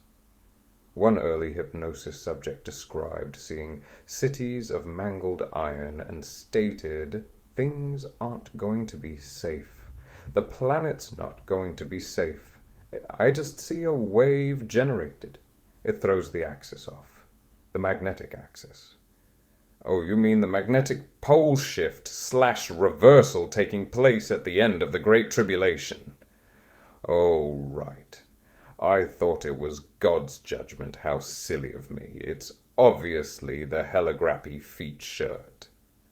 They clarify this is what will happen to Earth soon, adding, "Remember that all reflects in and across all density levels, but also there is a merging upon arrival of the wave. It is realm border crossing." This loudly suggests the wave affects not just physical reality, but all density levels simultaneously, causing a merging of different dimensional realities. The Cassiopeans describe this event as potentially catastrophic, warning of train derailments as the crust continues to open up. They link the wave to incoming comet activity. They also note that, as the realm border approaches, humans will witness more weird or worse or strangest behaviors and increasing Earth changes, but assure us that the situation will resolve naturally, as all situations do. Unlike Ra's harvest metaphor, the Cassiopeans present the wave as a more universal transformation affecting all beings simultaneously, rather than a selective graduation process. Early pole shift prophecies. In the 1930s, Edgar Cayce describes catastrophic geological events he foresaw, predicting that fragments of Atlantis would begin to emerge from the oceans around the end of the 20th century and the beginning of the 21st, and that these reemergences would be accompanied by dramatic changes in the Earth's crust, including what scientists today call a pole shift. In one of his most famous readings, he's quoted saying, "The Earth will be broken up in many places. The western portion of America will be broken up. Most of Japan will go into the sea." He predicted these changes would be precipitated by the same imbalance of forces that originally destroyed Atlantis, which has to connect future catastrophes to the misuse of crystal technology and spiritual corruption. Does that mean crystal tech may be improper / deceptive language equating to our modern-day technological developments tied in with artificial intelligence, as implied earlier? I've seen crystal girls who desire mass destruction, but I'm pretty sure their lack of social skills and motivation will stop them before we need to. Cayce foretold major earthquakes along the west coast of America, particularly in California, increased volcanic activity in the Mediterranean, especially around Mount Vesuvius and Mount Etna, rising sea levels that would drown coastal areas and islands, and even that New York City would eventually be partially underwater. Yeah, totally. Not divine judgment there. Cayce also placed specific predictions within specific time frames, such as cataclysmic events between 1958 and 1998, early, including pole shift and geographic upheavals. He stated that the polar axis would shift, and that many areas that are now land would again become ocean floor, and that Atlantis would rise from the sea. He taught that the pole shift predictions will become clearer when modern scientists discovered Earth's magnetic poles had changed positions thousands of times throughout geological history. But what made his prediction unique was his insistence that the next shift would be accelerated and intensified by human activities, a possibility conventional science was only beginning to consider in his time. Casey connected these geological predictions to spiritual and karmic patterns. He warned that the same souls who destroyed the ancient civilization are reincarnating now with the same dangerous technologies. Another half-truth. He described humanity as discovering and improperly using technologies that echoed the lost capabilities of Atlantis. Additionally, Atlanteans were adept at the use of silicon chips at levels unrivaled in the modern world. Maintaining momentum says they made extensive use of mass mental telepathy, psychokinesis, and astral projection, and understood the amplification power of crystals in laser technology and memory chips. Knowing about laser tech and memory chips before the 40s. Are these possibly the modern term for the antediluvian crystal technology? I have no idea. That's why I'm asking. Oh boy, Earth is in trouble. Who wants to help? Canon's hypnotized subjects describe a completely different eschatological framework focused on volunteer souls and dimensional splitting, rather than geological catastrophe. According to her work, in 1945, when the atomic bombs were dropped in World War II, protectors and watchers, come on, in outer space saw that Earth was on a collision course with disaster. The prime directive of non-interference prevented a direct action, so they devised a plan. They couldn't interfere from the outside, but maybe they could influence from the inside. So the call went out for volunteers to come and help. Earth is in trouble. Who wants to volunteer?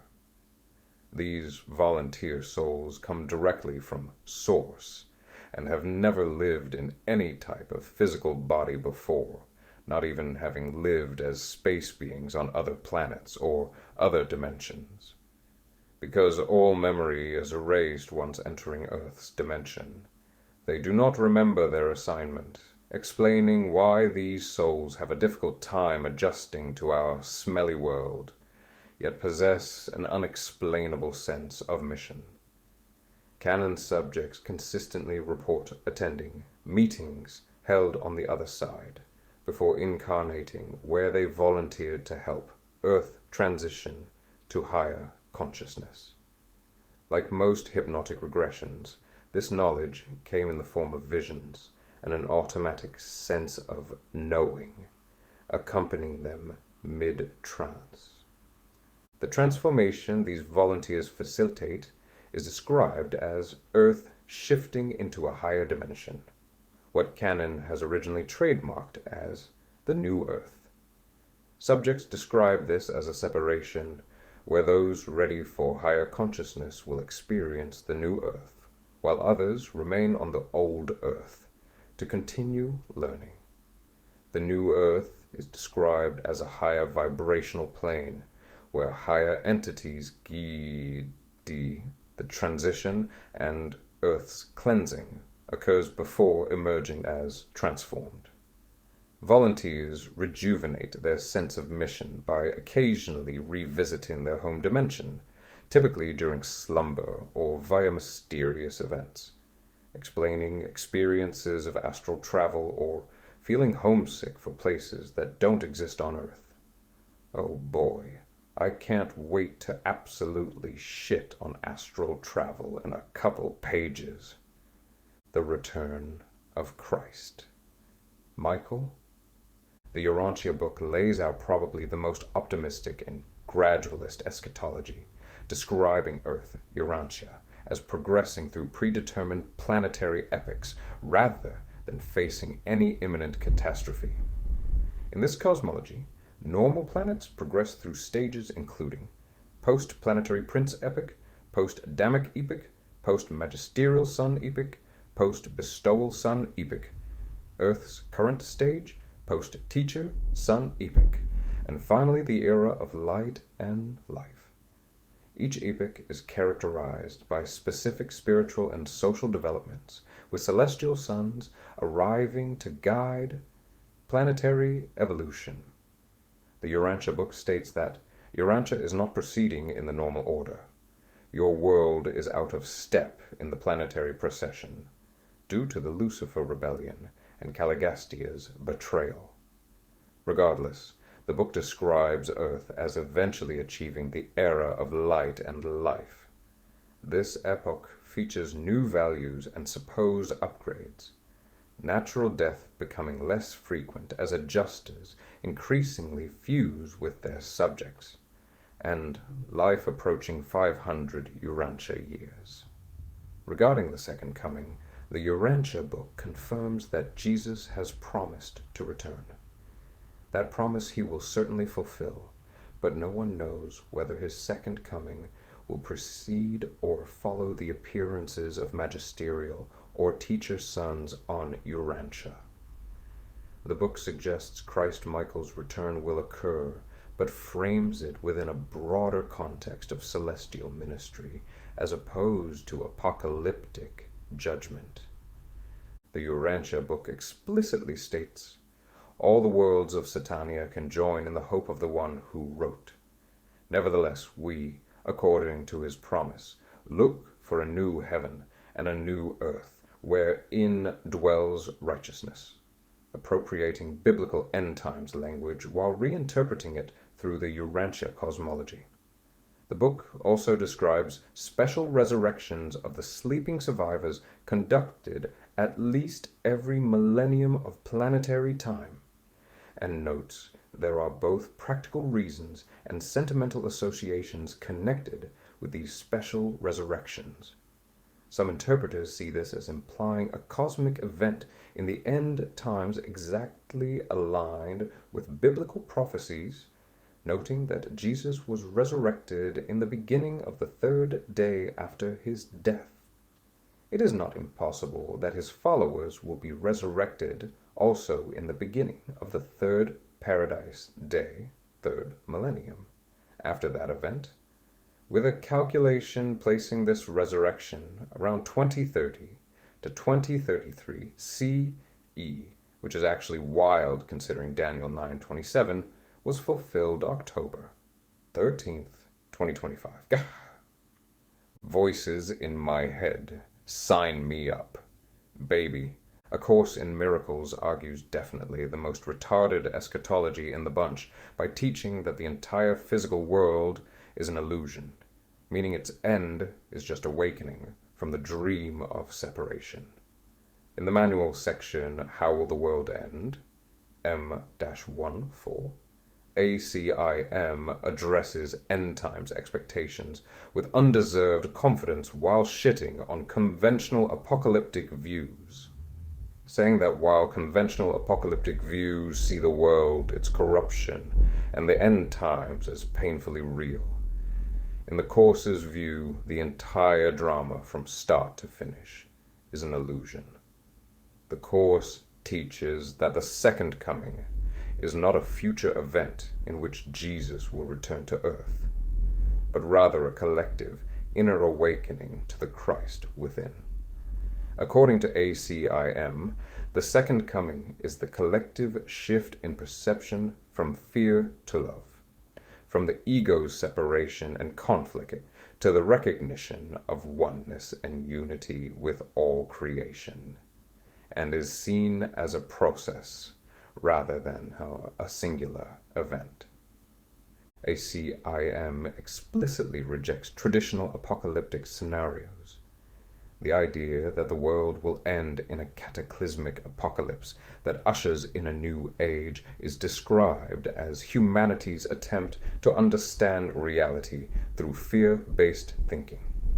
The Course states there will be no devastating cataclysm, no cleansing through natural disasters, and no corrupt being wiped out. Instead, the world will end when perception changes from fear to love completely. And this happens within individual minds, not through external events. According to ACIM's overly revealing reinterpretation, Jesus is an elder brother who has accomplished this shift and is a symbol and a guide for others on the path. He is not coming again in form, but is present in the minds and hearts of those who seek to awaken to their true identity. Practitioners report that you'll start hearing his voice in your head as you study and cultivate a loving mindset, and will have entire conversations with this inner Christ presence. This internal second coming occurs as us becoming aware that we and Jesus are one mind. Gah. Ahriman is limited hangout. Steiner's anthroposophy is just slightly more prevalent in half-truths compared to the others eschatologically, predicting that Ahriman, the materialistic adversarial being akin to Antichrist, would incarnate in the flesh in the first part of the third millennium, in which we are now living. Steiner stated that Ahriman will do everything in his power to advance the moment of his incarnation as much as he can. According to Steiner, during his incarnation, Ahriman would seek to utterly mislead and corrupt humanity on Earth. Steiner explained in 1922, "What is it that these Ahrimanic beings are seeking to bring about? They set themselves the task of keeping man on the earth by every possible means. They want to prevent man from developing in a regular way together with the earth and then passing over into the Jupiter condition in a normal way."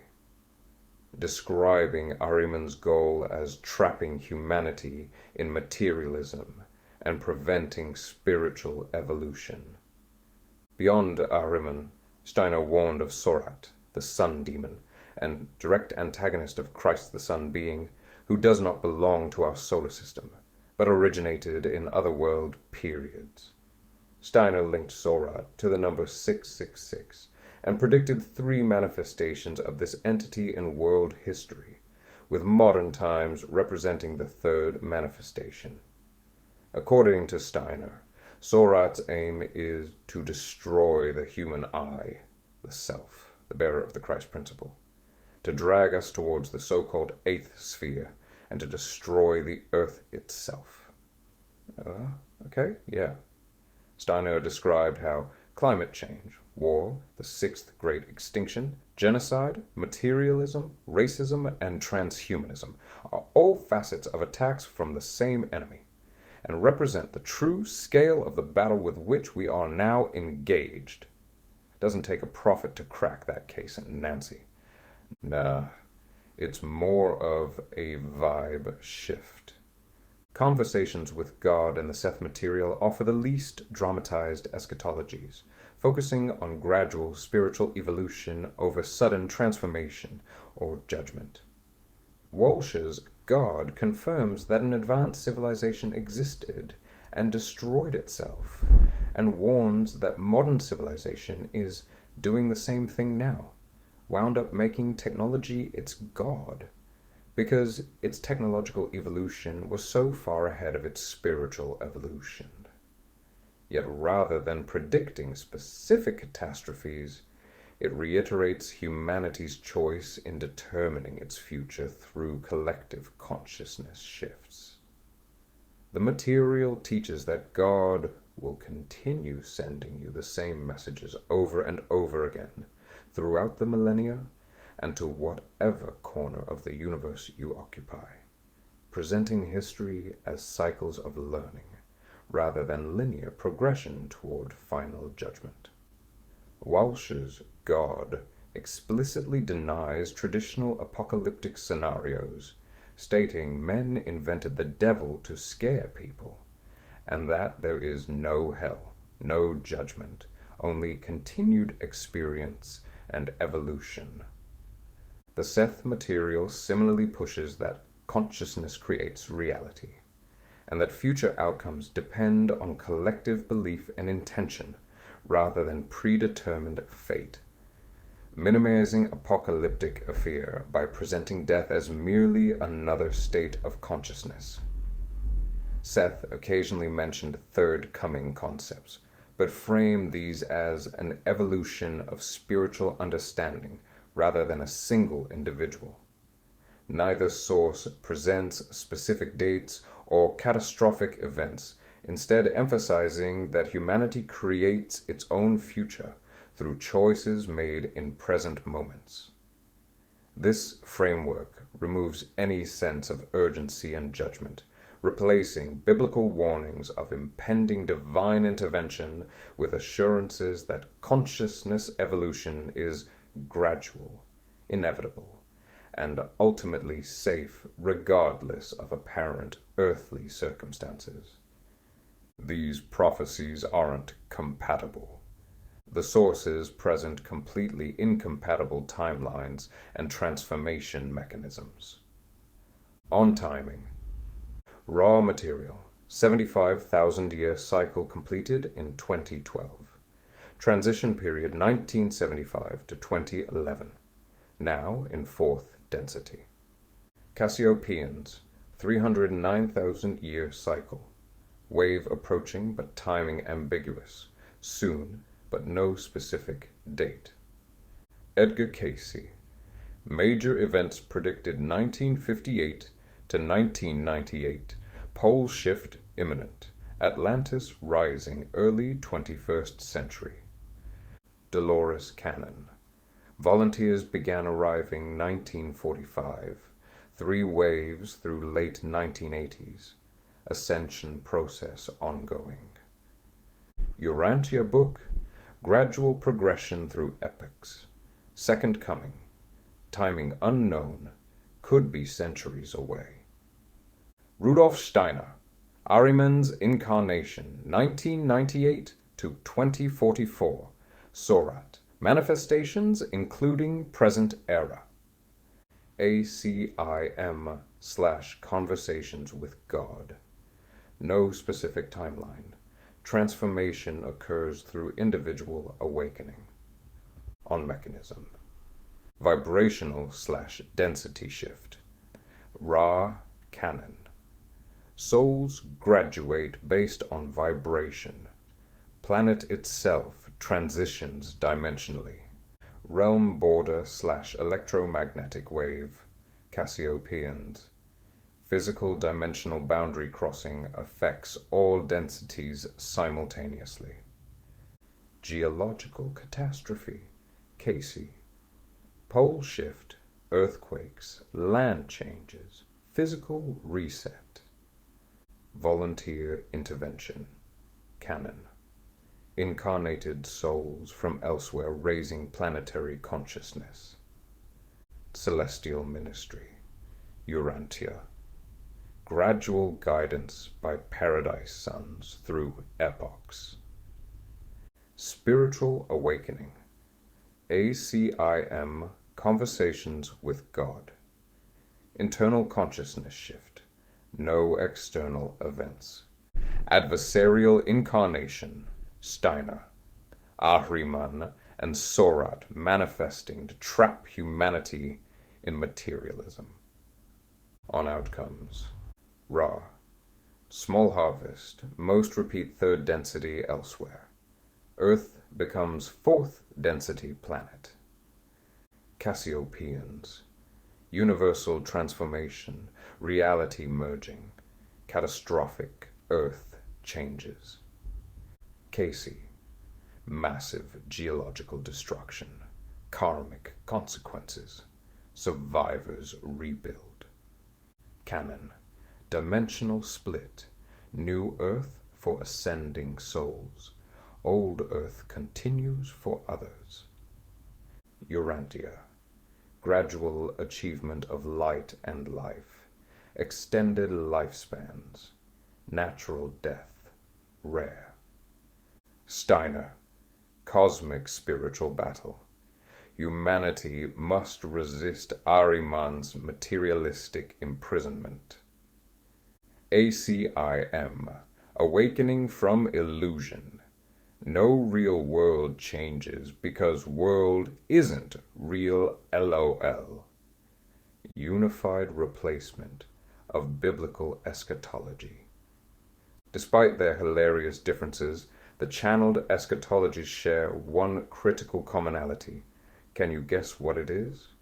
Are your pattern recognition skills hitting puberty yet? Yes, sir. Systematic replacement of biblical end times prophecy. There you go, you're getting it. The Bible describes increasing deception, false prophets, and falling away. Matthew 24:11, 2 Thessalonians 2:3. The appearance of Antichrist and lawless one. 2 Thessalonians 2:3-4, 1 John 2:18. Great tribulation unlike anything before. Matthew 24:21, Revelation chapters 6-19. Cosmic signs including darkened sun, blood moon, stars falling. Matthew 24:29, Revelation 6:12-14. Physical return of Jesus Christ with power and glory. Matthew 24:30, Revelation 19:11-16. Judgment of living and dead. Matthew 25:31-46, Revelation 20:11-15. New heaven and new earth created by God. Revelation 21:1-5. Eternal destinies, heaven or lake of fire. Revelation 20:10-15, 21:8. The channeled sources systematically replace each element. Biblical element to channeled replacement. Deception/falling away to awakening/consciousness evolution. Inverted meaning. Antichrist appearance to Ahriman incarnation, Steiner. Or ignored, other sources. Great tribulation. Earth changes/transition discomfort. Natural, not judgment. Cosmic signs to density shifts/realm borders/vibrational changes. Christ's return to internal awakening. ECIM, gradual ministry, Urantia, or downplayed. Divine judgment to self-selected vibration, Ara, karma, KC, or non-existent, ACIM. New creation by God to new earth via dimensional split, canon, or gradual evolution, Urantia. Eternal destinies, repeated incarnations, density progressions, continued evolution, no finality. Pre-programming for the great deception. From a biblical perspective, examining these sources as coordinated demonic deception, their eschatological teachings serve a specific function, preparing humanity to interpret end times events through a non-biblical lens. If extraterrestrial/interdimensional beings appear during end times, as many prophecy scholars believe may occur as part of the Great Delusion, humanity trained in raw material, Cassiopean, or Canon's concepts will interpret them as higher density homies, facilitating harvest or ascension, rather than recognizing them as fallen angels/demons masquerading as benevolent ETs. If massive earth changes occur, as Revelation describes earthquakes, islands disappearing, mountains falling, cosmic signs, those trained in KC's or Cassiopean frameworks will attribute them to natural pole shifts, realm border crossings, or karmic consequences, rather than recognizing them as God's judgments described in Revelation. If a charismatic, goofy-ass orange leader emerges claiming to bring humanity into new consciousness or dimensional ascension, those trained in these materials will potentially accept him as an ascended master, Maitreya figure, or consciousness teacher, rather than recognizing him as the Antichrist. The channeled materials provide alternative explanatory frameworks for every major end times event the Bible prophesies, ensuring that when these events occur, most of humanity will interpret them through evolutionary consciousness, ET paradigms, rather than recognizing them as fulfillment of biblical prophecy and responding with repentance and faith in Christ. The sources train people to expect gradual positive transformation when the Bible warns of sudden destruction and great deception. This creates even more apathetic complacency. People expecting benevolent transformation will be unprepared for the tribulation's freak shit and vulnerable to accepting the Antichrists/ET's deceptions. The consistent message across channeled sources is, everything will be okay, cutie pie. Transformation is natural evolution. Yes, exactly. Like rhinoplasty of the soul. There is no judgment, but don't forget your Lexapro bro, your ascending dog, dap me up, which is an exact opposite of biblical warnings to be sober-minded, be watchful.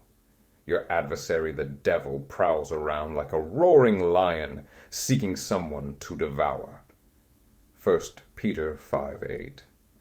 These diabolical dweebs seek to replace God's prophetic word with counterfeits, ensuring that when the true end times unfold, humanity will be maximally deceived and unprepared to recognize the Antichrist, resist the mark of the beast, or turn to my main man, Jesus Christ, for salvation.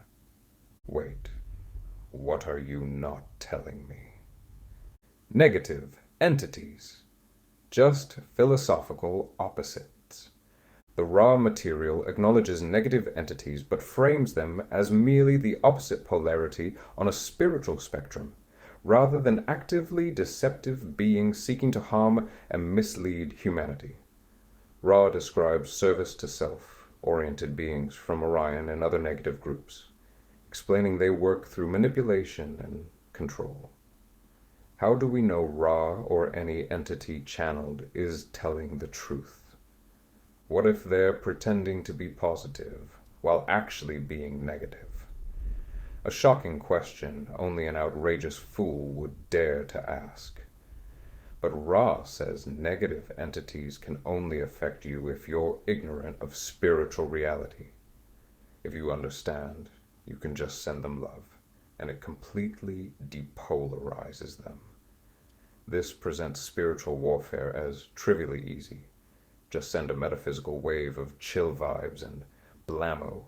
Demons lose their power instantly, contradicting centuries of Christian spiritual warfare accounts and exorcism testimonies showing demonic forces are not so easily dismissed. Critically, when discussing the baddest bitch in the universe, Yahweh, Ra admits this group made errors, and that some of the guidance given to ancient Israelites came through Orion infiltration. Ra states, the Orion group was able to use the concept of Yahweh given to naive contacts in a way quite destructive. This means Ra acknowledges that negative entities successfully impersonated or corrupted positive Yahweh contacts, yet provides no reliable method to distinguish genuine positive contacts from negative infiltration. If ancient prophets receiving Yahweh messages could be deceived by Orion, why should modern channelers trust they're receiving pure Ra material? Many Ra material followers believe calling upon Jesus for protection works because Jesus represents the positive Christ consciousness energy, not because of Christian theology, reinterpreting Christian spiritual protection while denying the theological basis that makes it effective. This reframing allows channeling to continue while appropriating Christian protective practices while divorcing from their actual power source. Limited hangout as easy bait. The Cassiopeian transcripts paradoxically detail the most extensive warnings about deception, while ironically exemplifying the very practice being warned against. Laura Knight-Jadczyk's work extensively documents alien abduction phenomena, demonic possession parallels, and negative entity manipulation. The Cassiopeians warn extensively about service to self, STS, entities using deception, manipulation, and disguise to control humanity. They describe how negative beings masquerade as positive entities, ascended masters, or benevolent extraterrestrials to gain trust before implementing control. Jadczyk even published the Greenbaum speech by Dr. Hammond, detailing ritual abuse and mind control programming, showing awareness of SRA as a reality. Yet after documenting extensively how channeling opens doors to deceptive entities, how negative beings impersonate positive ones, and how STS forces manipulate through spiritual contact, Jadczyk continues channeling the Cassiopeians via Ouija board. The cognitive dissonance is next level. She's aware of so much, but believes her channeling is the exception. Well, why would a deceptive entity reveal major deceptions to me? An actual thought from Laura's spacious skull that I cannot prove is real. The Cassiopeians teach discernment by making you question everything, including them. But this creates an illogical trap if you're told to question everything, including your source, yet continue relying on that source for information. You're caught in an unfalsifiable system. Any criticism can be deflected with "we told you to question us," while maintaining the authority to provide so-called truth. Hypocritical cognitive dissonance. Casey's readings contain warnings about spiritual dangers and the need for protection, he emphasized, surrounding oneself with white light and calling on Christ consciousness for protection when engaging in spiritual practices. Yet Casey's entire career involved entering trance states and accessing what he called the Akashic records. While he framed this as accessing impersonal cosmic memory rather than contacting entities, the mechanism, trance, external information source, altered consciousness, parallels channeling. Casey's defenders distinguish his work as channeling one's higher self versus contacting external spirits. But this distinction collapses when one considers that demons can impersonate one's higher self just as easily as they impersonate ascended masters, ghosts, aliens, or even fragments of your own soul with separate identities. Casey taught that evil is not an external figure with horns and fire, but a condition of the human soul when separated from God, internalizing evil as soul state rather than recognizing external evil personalities. This concept, while sounding spiritually sophisticated, actually disarms people against actual demonic entities by teaching them the threat is nothing more than internal psychological states rather than literal intelligent malevolent beings. Discernment. Who? My Jesus never mentioned that. A Course in Miracles claims to be dictated by Jesus Christ himself, yet provides virtually no teaching about spiritual protection, discernment of spirits, or dangers of channeling. The Course teaches fear is illusion, and that nothing real can be threatened, removing the very concept of spiritual danger. According to ACIM, since separation from God never occurred, and the physical world is illusion, there cannot be real spiritual threats.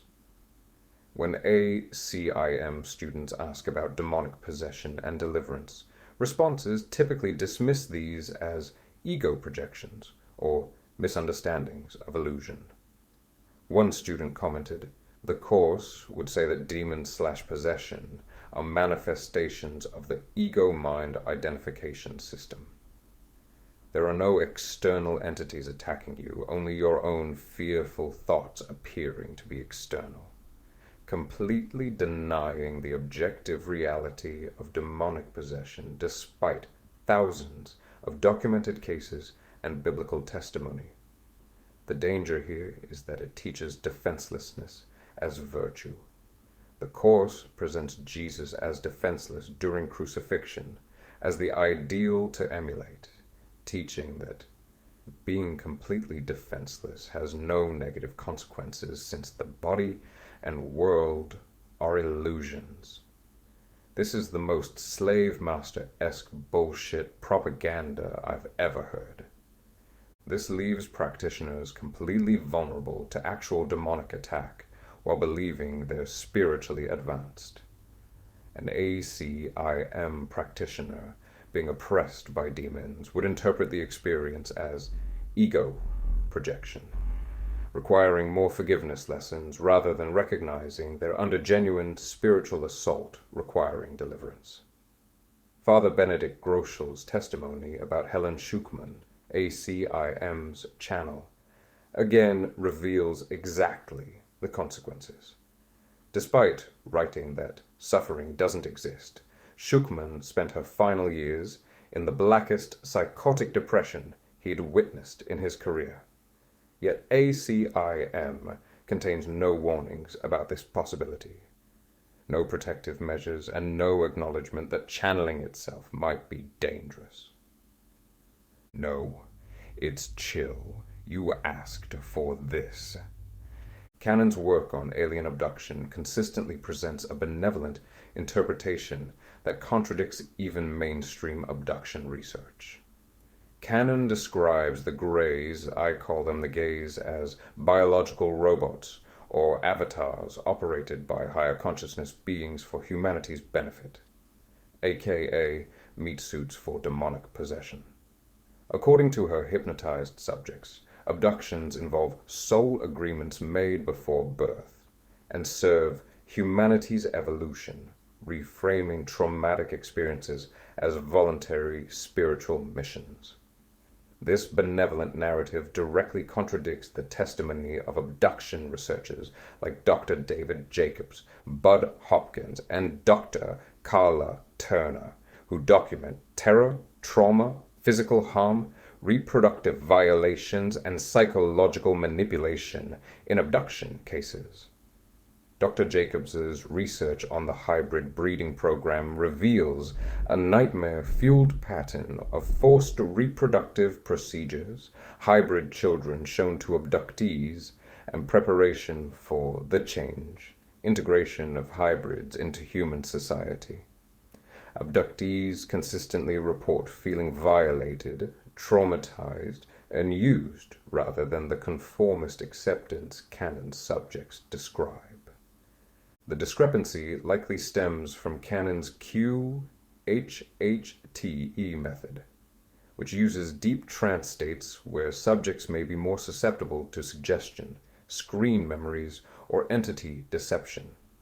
Abduction researchers using lighter hypnosis or conscious recall interviews more frequently, which lead to encountering the traumatic reality of abductions.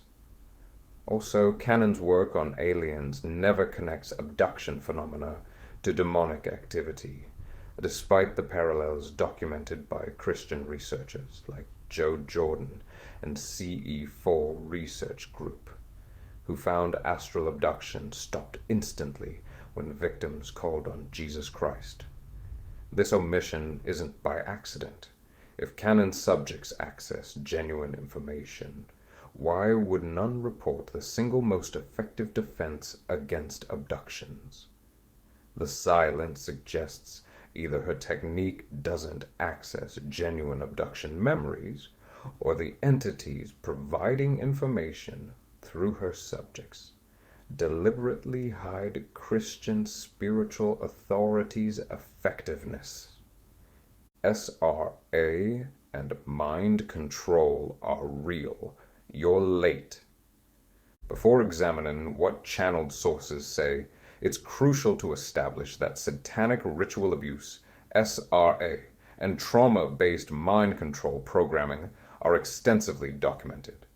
Dr. D. Corridon Hammond's Green Bomb speech, 1992, details systematic trauma-based mind control programming involving ritual abuse, dissociation, and creation of alternate personalities, alters for specific functions.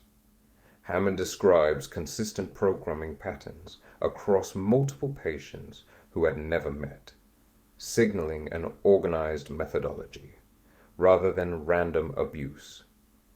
There are extensive and detailed adjacent sources and testimonies available now, many of which are available on the Imagination podcast, hosted by certified baddie Emma Catherine. I believe many of these victims are subjects of memory implantation for various reasons, such as delegitimizing the rest of their testimony, and deceiving the victims themselves, of course, so I will not defend every aspect of each testimony as fact. But the majority of abuse is extensively documented, absolutely. Survivors' testimonies from authors like Kathy O'Brien, author of Transformation of America, Bryce Taylor's Thanks for the Memories, and Fritz Springmeier's documentation of Illuminati mind control provide detailed accounts of government MK Ultra programs, satanic ritual abuse, and sophisticated dissociative programming. These aren't isolated claims, but consistent patterns across hundreds of survivors describing similar abuse methods, programming structures, and perpetrator networks. Clinical documentation exists from therapists treating dissociative identity disorder, DID, patients whose alters reveal systematic programming, ritual abuse memories, and handler control systems. While mainstream psychology often dismisses these as false memories, intentionally some are blended in, delegitimizing all. The consistency of details, physical evidence, scars, medical records, and psychological complexity of programming structures argue its legitimacy. The satanic panic propaganda backlash of the 1990s effectively silenced this field, making it professionally dangerous to acknowledge SRA reality. But the survivor testimony never stopped, and has only spread exponentially through recent years of podcasts documentation. It just didn't seem worth bringing up. The raw material contains absolutely no discussion of satanic ritual abuse, MK Ultra programming, or trauma-based mind control, despite extensive discussion of Orion group manipulation and negative entity influence, never addressing the specific mechanisms of trauma-based dissociation, alter creation, or ritual abuse that human perpetrators, whether demonically influenced or not, systematically deploy on a large scale. If the Orion group actively uses SRA and mind control as tools to create possessible alters, as the evidence suggests, why would Ra never mention this? The silence suggests either Ra is unaware, which undermines his claims of sixth density wisdom, AI level knowledge of everything, doesn't consider it important, priorities are fudged, or is deliberately avoiding the topic, rude. None of these options support Ray's legitimacy as a positive, higher density teacher. He'd be chain smoking. 2. Living in denial. The Cassiopean material uniquely acknowledges SRA and mind control reality.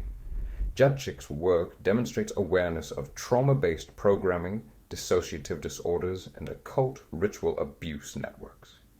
This represents the only channeled source examined that directly addresses this topic, likely because it's the most modern/ongoing, so ignoring nowadays is highly suspect.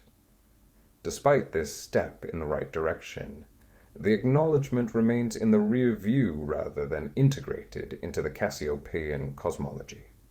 While the Cassiopeians warn extensively about 4DSTS manipulation, alien abduction, and negative entity control, they don't provide specific teaching about SRA prevention, survivor healing, or how this fits their broader eschatology.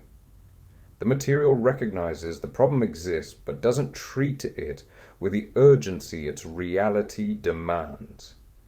It absolutely makes no reference to Alta's creation as a means of systematically forcing demonic possession upon a victim. Consistently problematic chain smoker Yadchik continues the practice of channeling via Ouija board, which seems inconsistent with acknowledging how negative entities systematically abuse, program, and control humans. If 4DSTS beings operate trauma-based mind control networks involving ritual abuse, why would they not also infiltrate channeling operations to spread disinformation? M. The silence is deafening. Seth material. Edgar Casey readings. Dolores Cannon's work, A Course in Miracles, Conversations with God, and the Urantia book contain no discussion whatsoever of satanic ritual abuse or MK Ultra programming. This silence is deafening. If these sources represent genuine higher wisdom, why would none mention the systematic torture and programming of children? The omission cannot be attributed to the practices being unknown. MK Ultra testimony emerged in the 1970s during Seth and Casey's active periods, and SRA survivor accounts became public in the 1980s to 90s during Cannon's career and ACIM's spread. The most generous interpretation I can offer is that these channeled entities don't consider earthly human suffering important enough to address. The more disturbing interpretation is that the entities behind these channelings are themselves involved in or benefiting from SRA/mind control, making them complicit perpetrators rather than benevolent teachers. From a biblical perspective, demons run the SRA networks. It would be counterproductive for them to expose their own operations through channeled material. One arm handles soft mind control activities. The other handles hard. No one can practice what they preach. Multiple sources acknowledge channeling dangers while continuing to channel. A not-so-shocking cognitive dissonance that reveals either denial or deliberate deception. Edgar Casey warned against channeling spirits, yet entered trance states accessing external information sources his entire career. The Seth material discusses how consciousness can be vulnerable during altered states. Yet Rupert, Jane Roberts, channeled Seth and Seth 2LMAOO for decades. A Course in Miracles never discusses channeling dangers despite being 1,200 pages of material. The pattern suggests selective awareness. Channelers recognize spiritual dangers in principle, but believe their specific practice is the exception. They are special and chosen and sexy and not retarded. This parallels how cult members recognize cult manipulation in other groups while denying it in their own. The psychological defense mechanisms preventing self-examination. From a biblical point of view, this makes perfect sense. Demons don't want to stop channeling, their primary communication/disinfo method. So they provide just enough warning to appear wise while ensuring practitioners continue the dangerous practice. Out-of-body experiences. Vulnerability. Unaddressed. Multiple sources discuss out-of-body experiences. OOBE, astral projection and consciousness travel, but provide minimal or no teaching about vulnerability during these states. Seth describes how after death you are quite free perceptually, and can experience other dimensions, presenting O.O.B.E. as safe exploration. Dolores Cannon's subjects report visiting their home dimension during sleep to rejuvenate their sense of mission, framing astral travel as positive. Another completely absent topic is acknowledgement that leaving one's body creates extreme vulnerability to entity attachment, possession, or manipulation. Christian spiritual warfare ministries document cases where O.O.B.E. practitioners return to find their bodies occupied by entities or experience severe oppression and attachment after astral projection, as I overconfidently experienced myself. Deliverance ministers consistently warn that O.O.B.E. is spiritually dangerous because it invites entities to enter the unguarded physical body. Edgar Cayce came closest to addressing this, emphasizing white light protection and Christ consciousness before spiritual practices. But even Cayce's warnings are insufficient compared to biblical teaching completely and righteously forbidding mediumship, divination, and spirit contact. The channeled sources provide token warnings, akin to safety labels on cigarettes, while continuing to promote the dangerous practice, protecting themselves from liability, while ensuring practitioners continue engaging with spiritual entities. I'm getting fed up with these legalistic buffoons. Genetic manipulation sounds a bit too judgmental. The rare material extensively discusses genetic engineering and hybridization programs, but frames them as chill interventions by totally rad dudes. Ra describes how Yahweh performed genetic adjustments on Martian refugees approximately 75,000 years ago to create bodies suitable for Earth incarnation. Later, around 3,600 years ago, Yahweh incarnated in bodies and mated in normal reproductive manner to create the Anak, giant/Nephilim, a deliberate breeding program to produce larger and stronger beings. Ra admits Orion Group also performed genetic manipulation, creating the Anak through impregnating with new genetic coding by physical complex means, describing forced impregnation for genetic purposes. Yet Ra presents these programs neutrally or positively, as part of Cosmic Group's attempts to influence humanity's evolution. There is no moral condemnation of forced genetic manipulation, no acknowledgement of consent violations, and no recognition that breeding programs treating humans as genetic material represent evil. Ray's framework makes resistance to abduction seem like resisting spiritual evolution. Exactly what one would expect if Ra itself were part of the deceptive program. Ancient Lizzies did it.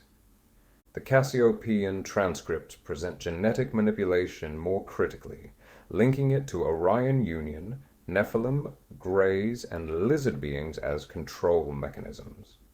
The Cassiopeans reveal that humans were altered by three forces, including Lizzies through Greys, Nephilim, and Orion Union, identifying genetic manipulation as negative interference. They claim Lizzies changed our DNA to two threads about 300,000 years ago, downgrading human consciousness, framing genetic manipulation as disempowerment rather than uplift. Still, the Cassiopean material doesn't provide any reasonable moral condemnation or practical protection against ongoing abduction breeding programs. While identifying perpetrators, Greys, lizards, and acknowledging hybridization continues, The material doesn't teach how victims can stop abductions or escape the program. The closest is general advice about awareness and mental blocking, protecting against negative entities. Bro, I'm about to mentally block you in the face.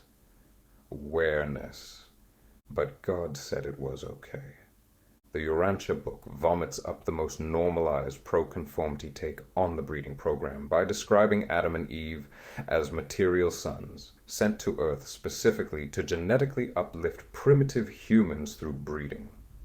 According to the Urantia cosmology, this divine breeding program establishes genetic manipulation as God's plan, rather than demonic violation. The Urantia book describes genetic hierarchies where certain races possess superior genes and mixing with defective strains should be prevented. The book's eugenics-promoting passages are deeply lame and gay, suggesting race purification and preventing reproduction of inferior types, rhetoric that directly influenced Nazi ideology. This law makes resistance to abduction breeding morally wrong, opposing God's evolutionary plan. The framework serves demonic agenda perfectly by normalizing breeding programs, remove moral objection, encourage cooperation with abductors. Soul agreement propaganda. Canon subjects report hybrid children, showing abductees their hybrid offspring, and soul agreements to participate in the program. Canon frames this as volunteer souls agreed before incarnation to help the hybrid program, presenting reproductive violations as spiritual missions. One subject describes seeing hybrid children with large eyes and mixed features and feeling maternal connection to them. This consent presumption is problematic because it removes agency from victims. If you've been abducted, had your valuable seed taken, and later shown unattractive, by no fault of your seed, of course, hybrid children, being told you agreed to this before birth, you're given no recourse for denying this. The soul agreement propaganda makes resistance seem like forgetting your mission, rather than protecting your sweet-ass bodily autonomy. It's surface-level fake cosmology-backed philosophical gaslighting. You wanted this violation even though your conscious self objects. Canon subjects never report the horror and trauma that mainstream abduction researchers document. No forced impregnation trauma, no terror during procedures, no violation feelings, just peaceful acceptance of being used as under-glorified baby maker. This suggests either Canon's hypnosis technique accesses false/screen memories rather than genuine experiences. Her subjects represent willing program participants, rare cases, not representative of most abductees. Entities deceiving subjects during these deeper hypnosis sessions present pleasant false memories covering traumatic ones. Notably, Canon's work never addresses what happens to human-alien hybrids, like what's their purpose, where they live, what role they'll play. The omission leaves readers with benevolent-sounding partial information while concealing the program's actual goals. The massive umbrella of normalization. This pattern of normalization suggests the channeled sources serve the agenda of those running the breeding programs rather than opposing it. From a biblical perspective, this makes perfect sense. Fallen angels and their Nephilim/hybrid offspring are running these programs as they did in Genesis 6, and demons providing channeled information work for the same agenda, covering all bases. They normalize what they're doing, provide false justifications, and hide effective spiritual defenses, maintaining the program while appearing to offer disclosure. limited hangout to the max. Controlled opposition and strategic omission. When examined together, what these channeled sources say and don't say reveals a pattern consistent with controlled opposition. What they do: acknowledge negative entities exist, providing credibility. Discuss some dangers superficially, appearing wise. Normalize genetic manipulation, serving the agenda. Provide token discernment advice, creating false security. Continue promoting the dangerous practices they warn against. What they don't do: provide specific warnings about SRA/MK Ultra, protecting perpetrators. Acknowledge channeling itself as primary danger, protecting their communication method. Teach that Jesus Christ's name can stop abductions, hiding effective defense. Condemn breeding programs as evil, normalizing the agenda. Connect these practices to biblical warnings about demons and fallen angels. The Cassiopean material's acknowledgement of SRA makes the other sources' silence even more conspicuous. If one channeled source can discuss ritual abuse, why can't the others? The Cassiopeans acknowledge without providing solutions, maintaining their credibility while ensuring the abuses continue. Its limited hangout just admits some truth to gain trust while concealing the most important information. When the end times great delusion fully manifests in the coming months and years, involving alien disclosure, revealing genetic programs, and offering evolution, additionally the upgrade of the mark of the beast, those trained in these concepts will accept rather than resist, because they have been philosophically prepared to view these horrors as positive spiritual developments. Parallels to ancient texts. The eternal deception. Nothing new under the sun.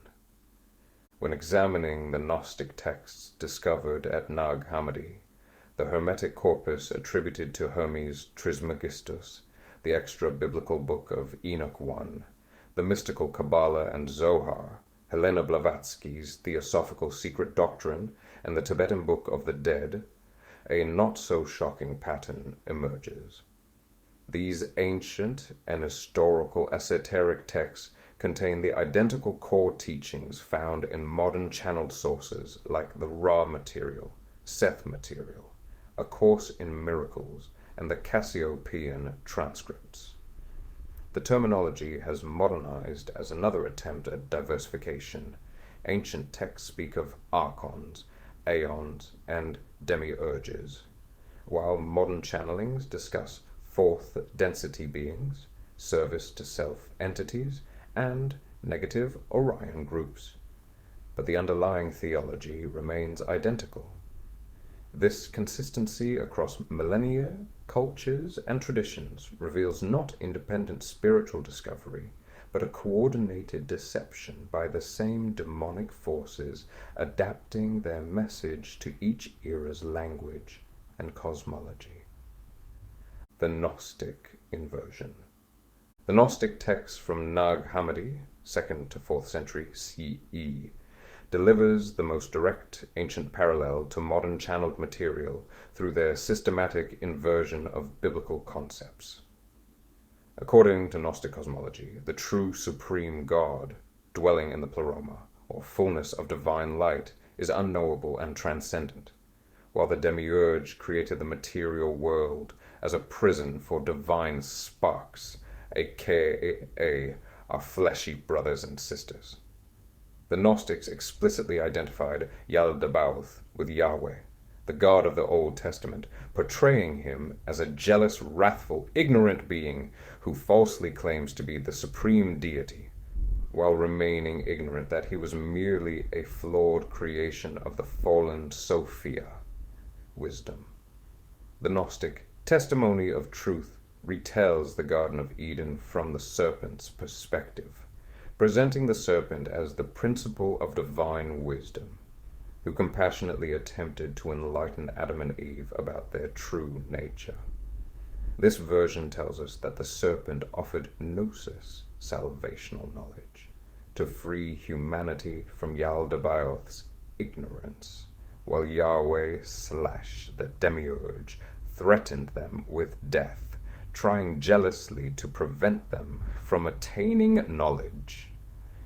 The Gnostics taught that when the serpent said, "You will be like God, knowing good and evil," it was revealing the divine spark within humanity, trapped in material bodies by the Demiurge, but retaining potential for awakening. This makes the serpent the hero and Yahweh the villain, inverting Genesis and presenting Satan's original lie, "You will be like God," as liberating truth rather than a deception appealing to ego.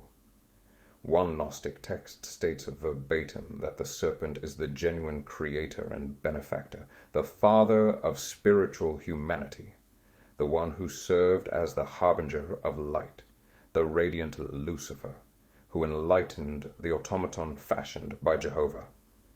This exact inversion appears in modern channeled sources. The raw material presents Yahweh as a misguided ET genetic engineer infiltrated by negative Orion forces. A Course in Miracles teaches the biblical God is ego projection rather than reality, and Conversations with God claims there is no devil, and humanity itself is God. The conduits for this Gnostic framework don't care which version you subscribe to, whether it's a supreme unknowable source, false creator God, material world as prison, serpent as liberator, knowledge as salvation, as long as you don't trust in the Bible's own interpretation. Hermeticism, consciousness lore rebranded. The Hermetic corpus introduces another ancient parallel, the teaching that consciousness creates reality, and that humans can achieve divine union through altered states and gnosis. In the Hermetic text Poimandres, Hermes enters an ecstatic, altered state of consciousness, where an apparently divine figure appears and says, "I know what you want, and I am with you everywhere." I don't know. I feel like I've heard this story before. Sound sort of like modern channeling, where entities contact receptive and consenting seekers.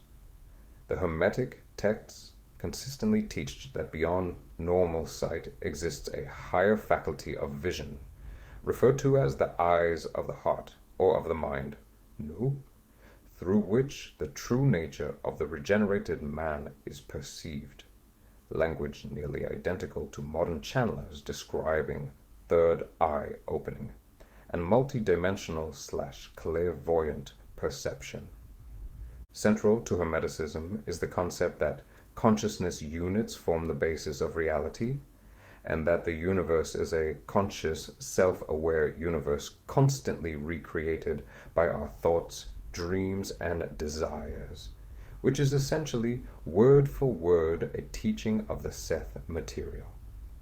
The Hermetic path involves a narcissistic spiritual rebirth where practitioners experience luminous visions, cosmic consciousness, and union with the divine to attain gnosis, a salvational knowledge that is not rational, but religious and mystical knowledge that is revealed. Book 13 of the Corpus Hermeticum describes how 12 dark powers, corresponding to the zodiac, invade and possess humans at birth, making up our destructive passions until 10 divine powers expel these torments of darkness through spiritual practice.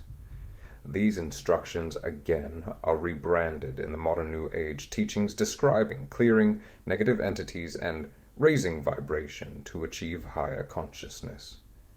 May or may not be false spirit releasement, carried out with a good cop/bad cop methodology.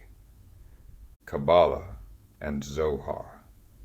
Jewish mysticism's Kabbalah, developed medieval period, codified in the Zohar 13th century, introduces another ancient system aligning with modern channeled cosmology through its concepts of Ein Sof, the infinite unknowable God, 10 Sephirot, divine emanations, and Gilgul Neshama, reincarnation. According to Kabbalistic teaching, Ein Sof means without end, and the unknowable, dynamic, and boundless aspect of God. Any attempt to define Ein Sof is considered a form of idolatry, a reduction of the infinite to the finite. Yet Ein Sof makes itself known through Or Ein Sof, light of the infinite, that flows through the Sephirot, which are 10 divine attributes or emanations that structure the universe and give it meaning. The Sephirot are described as channels of divine creative life force or consciousness through which the unknowable divine essence is revealed to mankind, presenting creation not as direct divine act, but as emanation through intermediary channels, similar to modern channeled materials' densities, dimensions, or planes of existence, through which consciousness progresses. The Sephirot emanate from above to below, with the first Sephirah closest to Ein Sof being least comprehensible to human mind, while the last is best understood because it is closest to the material world, paralleling the raw materials description of first through 8th densities, where first density, earth/water/fire/air, is least conscious, and 8th density reunites with infinite creator. The Kabbalah teaches humanity's purpose is to ascend the tree of life and unite with the divine source, identical to modern materials' harvest, ascension, or graduation to higher density. Kabbalistic reincarnation teaching holds that souls incarnate continuously to repair the world and achieve spiritual perfection, the same framework as Casey's soul evolution and Canon's volunteer souls. The Zohar explicitly teaches souls transmigrate to continue their development, removing the biblical "it is appointed for man to die once, and after that comes judgment," and replacing it with endless incarnational cycles without final accountability. The Kabbalistic system's law of an unknowable infinite source, emanated channel structuring reality, consciousness ascending through levels, reincarnational evolution, and divine spark within requiring awakening, provides the mystical template modern channelings adapt. Theosophy. Lucifer as light bearer and root races. Helena Blavatsky's Theosophy, late 19th century, represents the necessary transitional bridge between ancient esoteric texts and modern channeled material, artfully blending Gnostic, Hermetic, Kabbalistic, and Eastern teachings, while adding her own channeled revelation from ascended masters in The Secret Doctrine, 1888. Blavatsky's most controversial teaching presents Lucifer as the spirit of intellectual enlightenment and freedom of thought, the guiding beacon which helps man find his way, while simultaneously claiming there is no devil or the utterly depraved, but only spirits of light and of darkness. She can't help herself for rebranding unoriginal spirit realm disinformation and says Lucifer is the logos in his highest and the adversary in his lowest aspect, both of which are reflected in our ego. This view labels Lucifer/Satan as internal psychological states, as opposed to objective evil beings, exactly as modern channeled sources teach. She connects the Gnostic serpent who tempted Eve with Lucifer as divine wisdom bringer, awakening humanity from the demiurge's ignorance. The exact Gnostic inversion discussed earlier, now packaged for modern Western audiences. Blavatsky even named her magazine Lucifer, 1887 to 1897, to convey her intent of introducing new knowledge to the public. Blavatsky's teaching on root races directly aligns with Rudolf Steiner's anthroposophy, which drew heavily from theosophy, and modern channeled accounts of ancient civilizations. She describes humanity evolving through successive root races, including Lemurians and Atlanteans. She presents this fall as awakening, rather than sin claiming the spark of awareness ignited during the third root race, when knowledge opened humanity's eyes. This theosophical framework, with Lucifer as enlightener, not deceiver, fall as evolution, not rebellion, root races with lost advanced civilizations, and reincarnational progression directly correlates to Casey's Atlantean readings, Steiner's root race chronology, and modern channeled materials descriptions of Lemuria/Atlantis as spiritually/technologically advanced but fallen civilizations whose souls still reincarnate today. Blavatsky essentially codified ancient esoteric inversion theology and repackaged it with more scientific-sounding terminology, root races, evolution, cosmic cycles, that would appeal to post-Enlightenment audiences, creating the template all modern channeled material would follow. Tibetan, Book of the Dead, Bardos, and Reincarnation. The Tibetan Book of the Dead teaches yet another ancient parallel through its teaching of 6 bardos, intermediate states, and consciousness navigation between death and rebirth. The text identifies 3 bardos experienced during life: ordinary waking, dream state, deep meditation, and 3 after-death bardos: moment of death experiencing clear light, experiencing reality/hallucinations, seeking rebirth. According to this propaganda, after death and before one's next birth, when consciousness is not connected with a physical body, one experiences a variety of phenomena that usually follow a sequence of degeneration, from clearest spiritual experiences to terrifying hallucinations arising from impulses of previous unskillful actions. Unsurprisingly, the Tibetan book presents death not as judgment before God, but as consciousness transition toward another incarnation, completely removing biblical eschatology's one life and replacing it with endless reincarnation cycles. This teaching that consciousness persists through death, experiences dimensional realities, and reincarnates based on karmic development forms the foundation for modern channeled eschatology, where souls graduate to higher densities. Right? Volunteer souls return home between missions, canon, or consciousness creates its own reality eternally. Seth, ACIM, Conversations with God.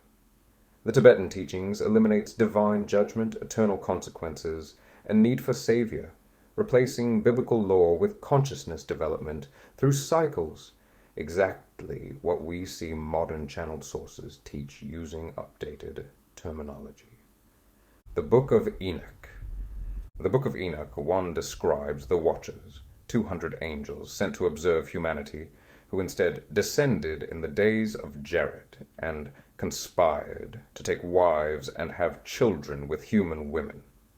Led by Semjaza, with Azazel as a prominent figure, these fallen angels taught humans various sciences and skills, including metallurgy, weapon making, enchantments, astrology, cosmetics, and the manipulation of natural and supernatural realms. The text clearly states, Azazel taught all unrighteousness on earth, and revealed the eternal secrets which were in heaven, which men were striving to learn. Knowledge humanity was not authorized to possess. This forbidden knowledge led to occultism, magic, potions, spells, warfare, and manipulation. These practices separated humanity from God and made them lawless and gay. The nasty sex crimes between Watchers and human women produced the Nephilim, giants, who were violent and destructive individuals who had no regard for life. The Nephilim's violence and the corruption from forbidden knowledge became so extreme that God condemned the Watchers to confinement in Tartarus until final judgment, and destroyed their offspring through the flood. The Book of Enoch distinguishes the Watcher's unauthorized teaching from the Archangel's authorized revelation to Enoch. While both involved heavenly knowledge, the Watcher's teaching led to unrighteousness, godlessness, and sin, while the Archangel's teaching brought Enoch and faithful people into closer relationship with God through understanding of cycles, seasons, and systems God created. This ancient account provides the biblically aligned prehistory that modern channeled sources systematically rewrite and invert. The pattern is consistent. Enoch describes fallen angels teaching forbidden knowledge, producing corruption and giants, while modern channelings present the same events as positive ET intervention, teaching advanced wisdom to uplift humanity.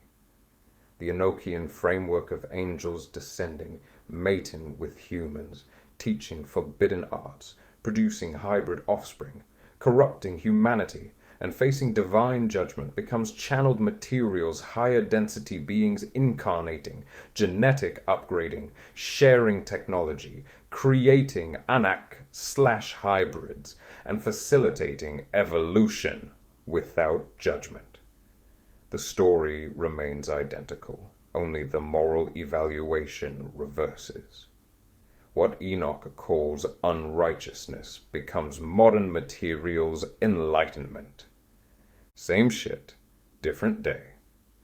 From a biblical perspective, this pattern reveals demonic forces systematically opposing God's revelation across cultures and centuries. Paul warned, even Satan disguises himself as an angel of light. So it is no surprise if his servants also disguise themselves as servants of righteousness. The Gnostic serpent of wisdom is Satan presenting his Genesis lie, you will be like God, as liberation. The Hermetic noose guiding practitioners into altered states is a familiar spirit providing counterfeit enlightenment. The Watchers teaching forbidden knowledge are the sons of God in Genesis 6, whose corruption necessitated the flood. Blavatsky's Lucifer the Lightbearer is literally Satan celebrated under his original name, and modern Ra, Seth, Cassiopeans, and Jesus, ACIM, are the same demons that inspired ancient texts, merely updating their message for contemporary audiences conditioned by science fiction and New Age thought. The strategy remains constant.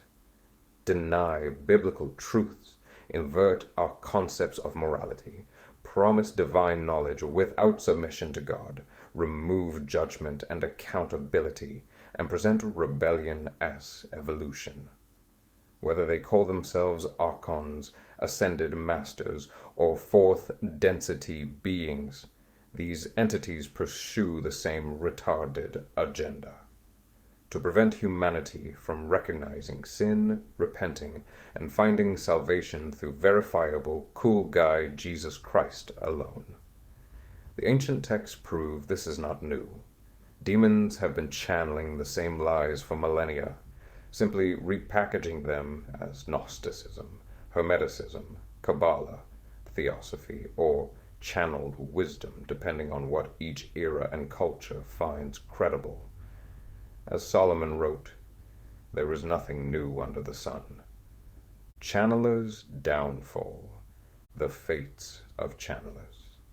Helen Schuckman, the channel for ACIM, who claimed to receive wisdom from the Jesus Christ, spent her final 2 years in what Father Benedict Groeschel described as the blackest psychotic depression I have ever witnessed. Despite writing over 1,200 pages teaching that suffering doesn't exist, Schuckman repeatedly told Groeschel, "I hate that damn book," and disavowed its teachings, expressing intense hatred for ACIM and spirituality in general.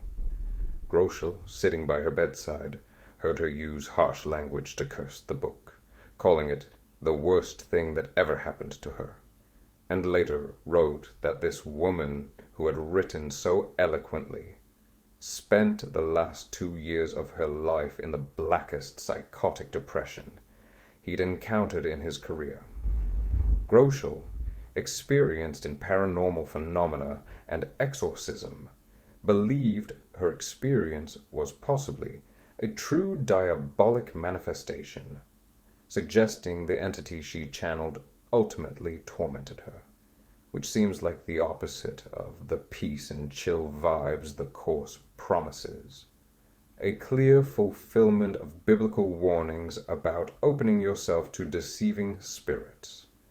On top of that, the Cassiopeans rejected the claim that ACIM was channeled by Jesus, stating flatly no when asked if Jesus Christ or the Holy Spirit authored the Course. This creates an additional layer of contradiction. Channeled sources contradicting other channeled sources about their origins, with no way for followers to mediate between competing claims of spiritual authority. Don Elkins, the primary questioner for the raw material channeling sessions, died by suicide on November 7, 1984, after a year of severe mental, emotional, and physical deterioration. According to his colleagues Carla Ruckert and Jim McCarty, Don was normally very cool and extremely wise, emotionally unmoved by events, began experiencing intense anxiety that deepened to depression, becoming intensely affected by even the smallest stimuli, in complete contradiction to his lifelong character. He lost 70 pounds, became unable to sleep or eat solid foods, and experienced intense pain. Raw material advocates attribute this to psychic greeting from negative fifth density Orion entities targeting the group. But this raises some questions, such as if Ra was genuinely a positive sixth density source. Why couldn't Ra protect Dawn from this attack? After a psychiatric hospitalization that failed to help, Dawn refused further treatment, and when police came to serve a mental inquest warrant, he held them off in a 6-hour standoff before walking out the back door and shooting himself through the temple. Notably, police ruled his death a homicide rather than suicide because he had no control over his actions, suggesting severe mental impairment or possible possession. This good man was driven to destroy himself, likely very related to a sustained contact with entities through channeling. Jane Roberts, also known as Rupert, who channeled Seth for 21 years through over 1,500 sessions, died at age 55 in 1984 after spending 504 consecutive days hospitalized and being bedridden with severe rheumatoid arthritis for the final year and a half of her life. Despite Seth's constant teaching that we create our own reality and can remedy poor health through consciousness, Robert suffered from severely underactive thyroid, protruding eyes, double vision, almost total hearing loss, slight anemia, unattractiveness, budding bed sores, and a staph infection.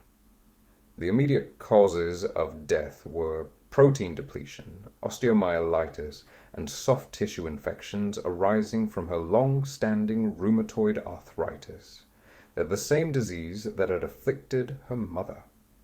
Her husband, Rob Butt, believed her psychological conditioning was far more important and damaging than any physical tendency to inherit the disease.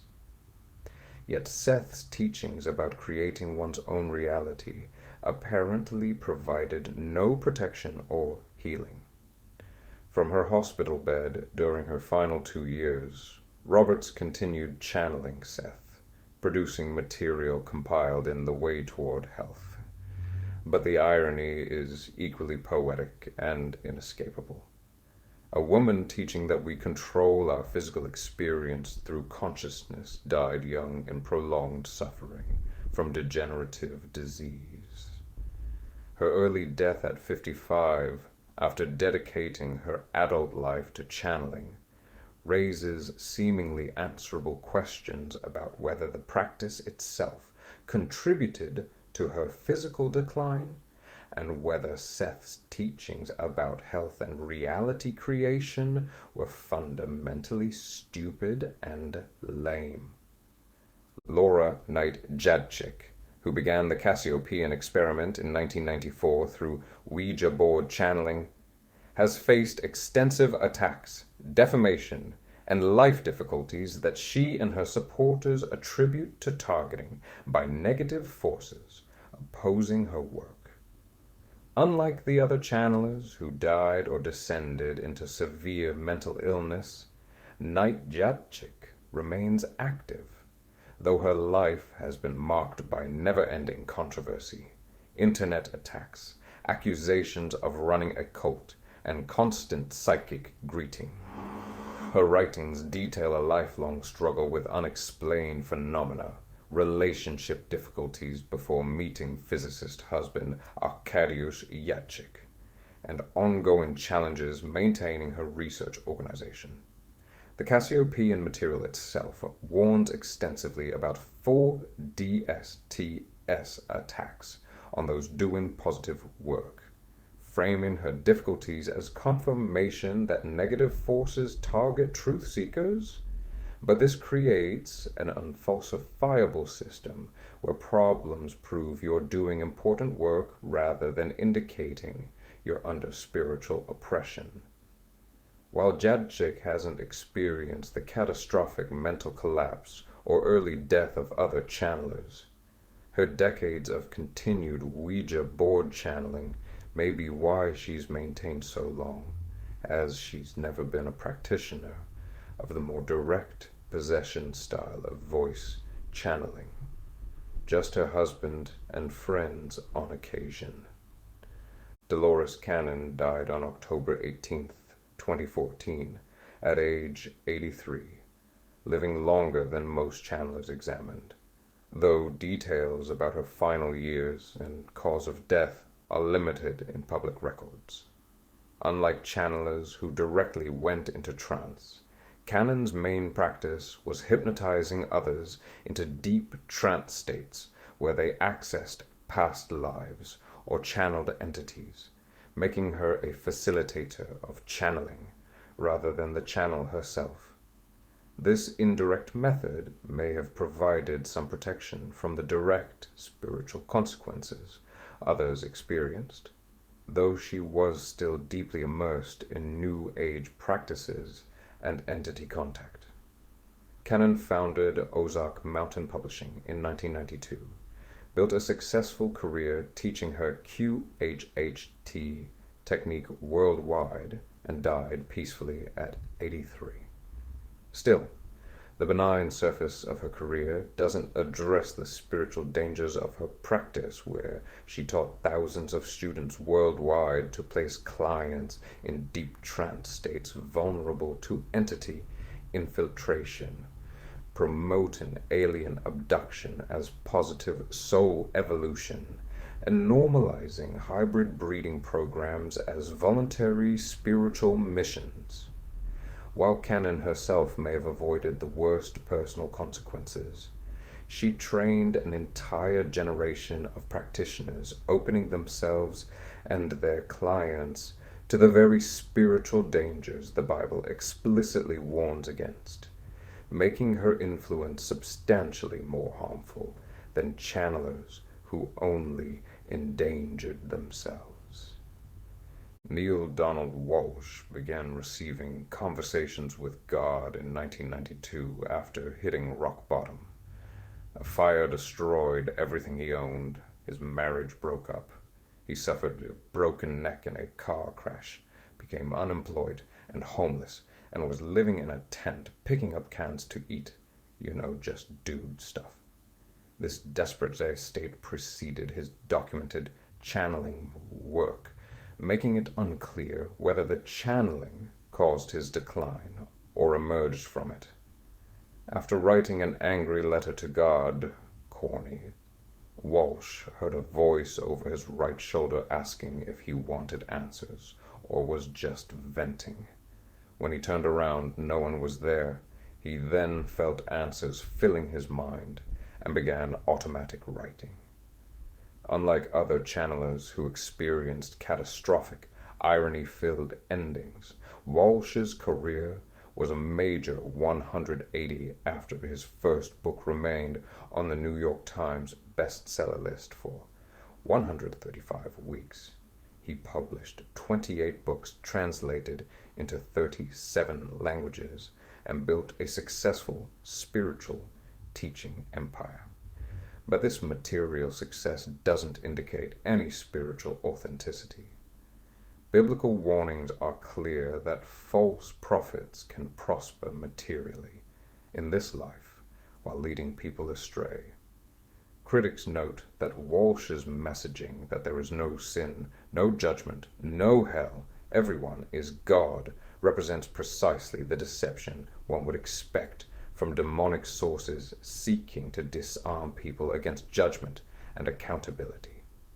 While Walsh hasn't experienced the obvious destruction of Schuckman or Elkins, his theological cyanide has infected millions through best-selling books promoting the very lies Satan used in Eden.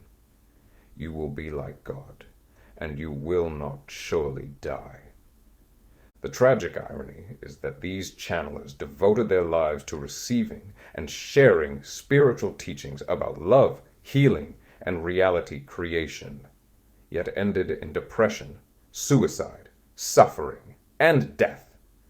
To me, this violently screams that the entities they consented to hijacking their precious temples were not mega cool guys at all, but discarnate dweebs whose ultimate goal is destroying the entire universe to enact vengeance on God, one gullible incarnate dude at a time. Deuteronomy 18:10-12. There shall not be found among you anyone who makes his son or his daughter pass through the fire, or one who practices witchcraft, or a soothsayer, or one who interprets omens, or a sorcerer, or one who conjures spells, or a medium, or a spiritist, or one who calls up the dead. For all who do these things are an abomination to the Lord. And because of these abominations, the Lord your God drives them out from before you.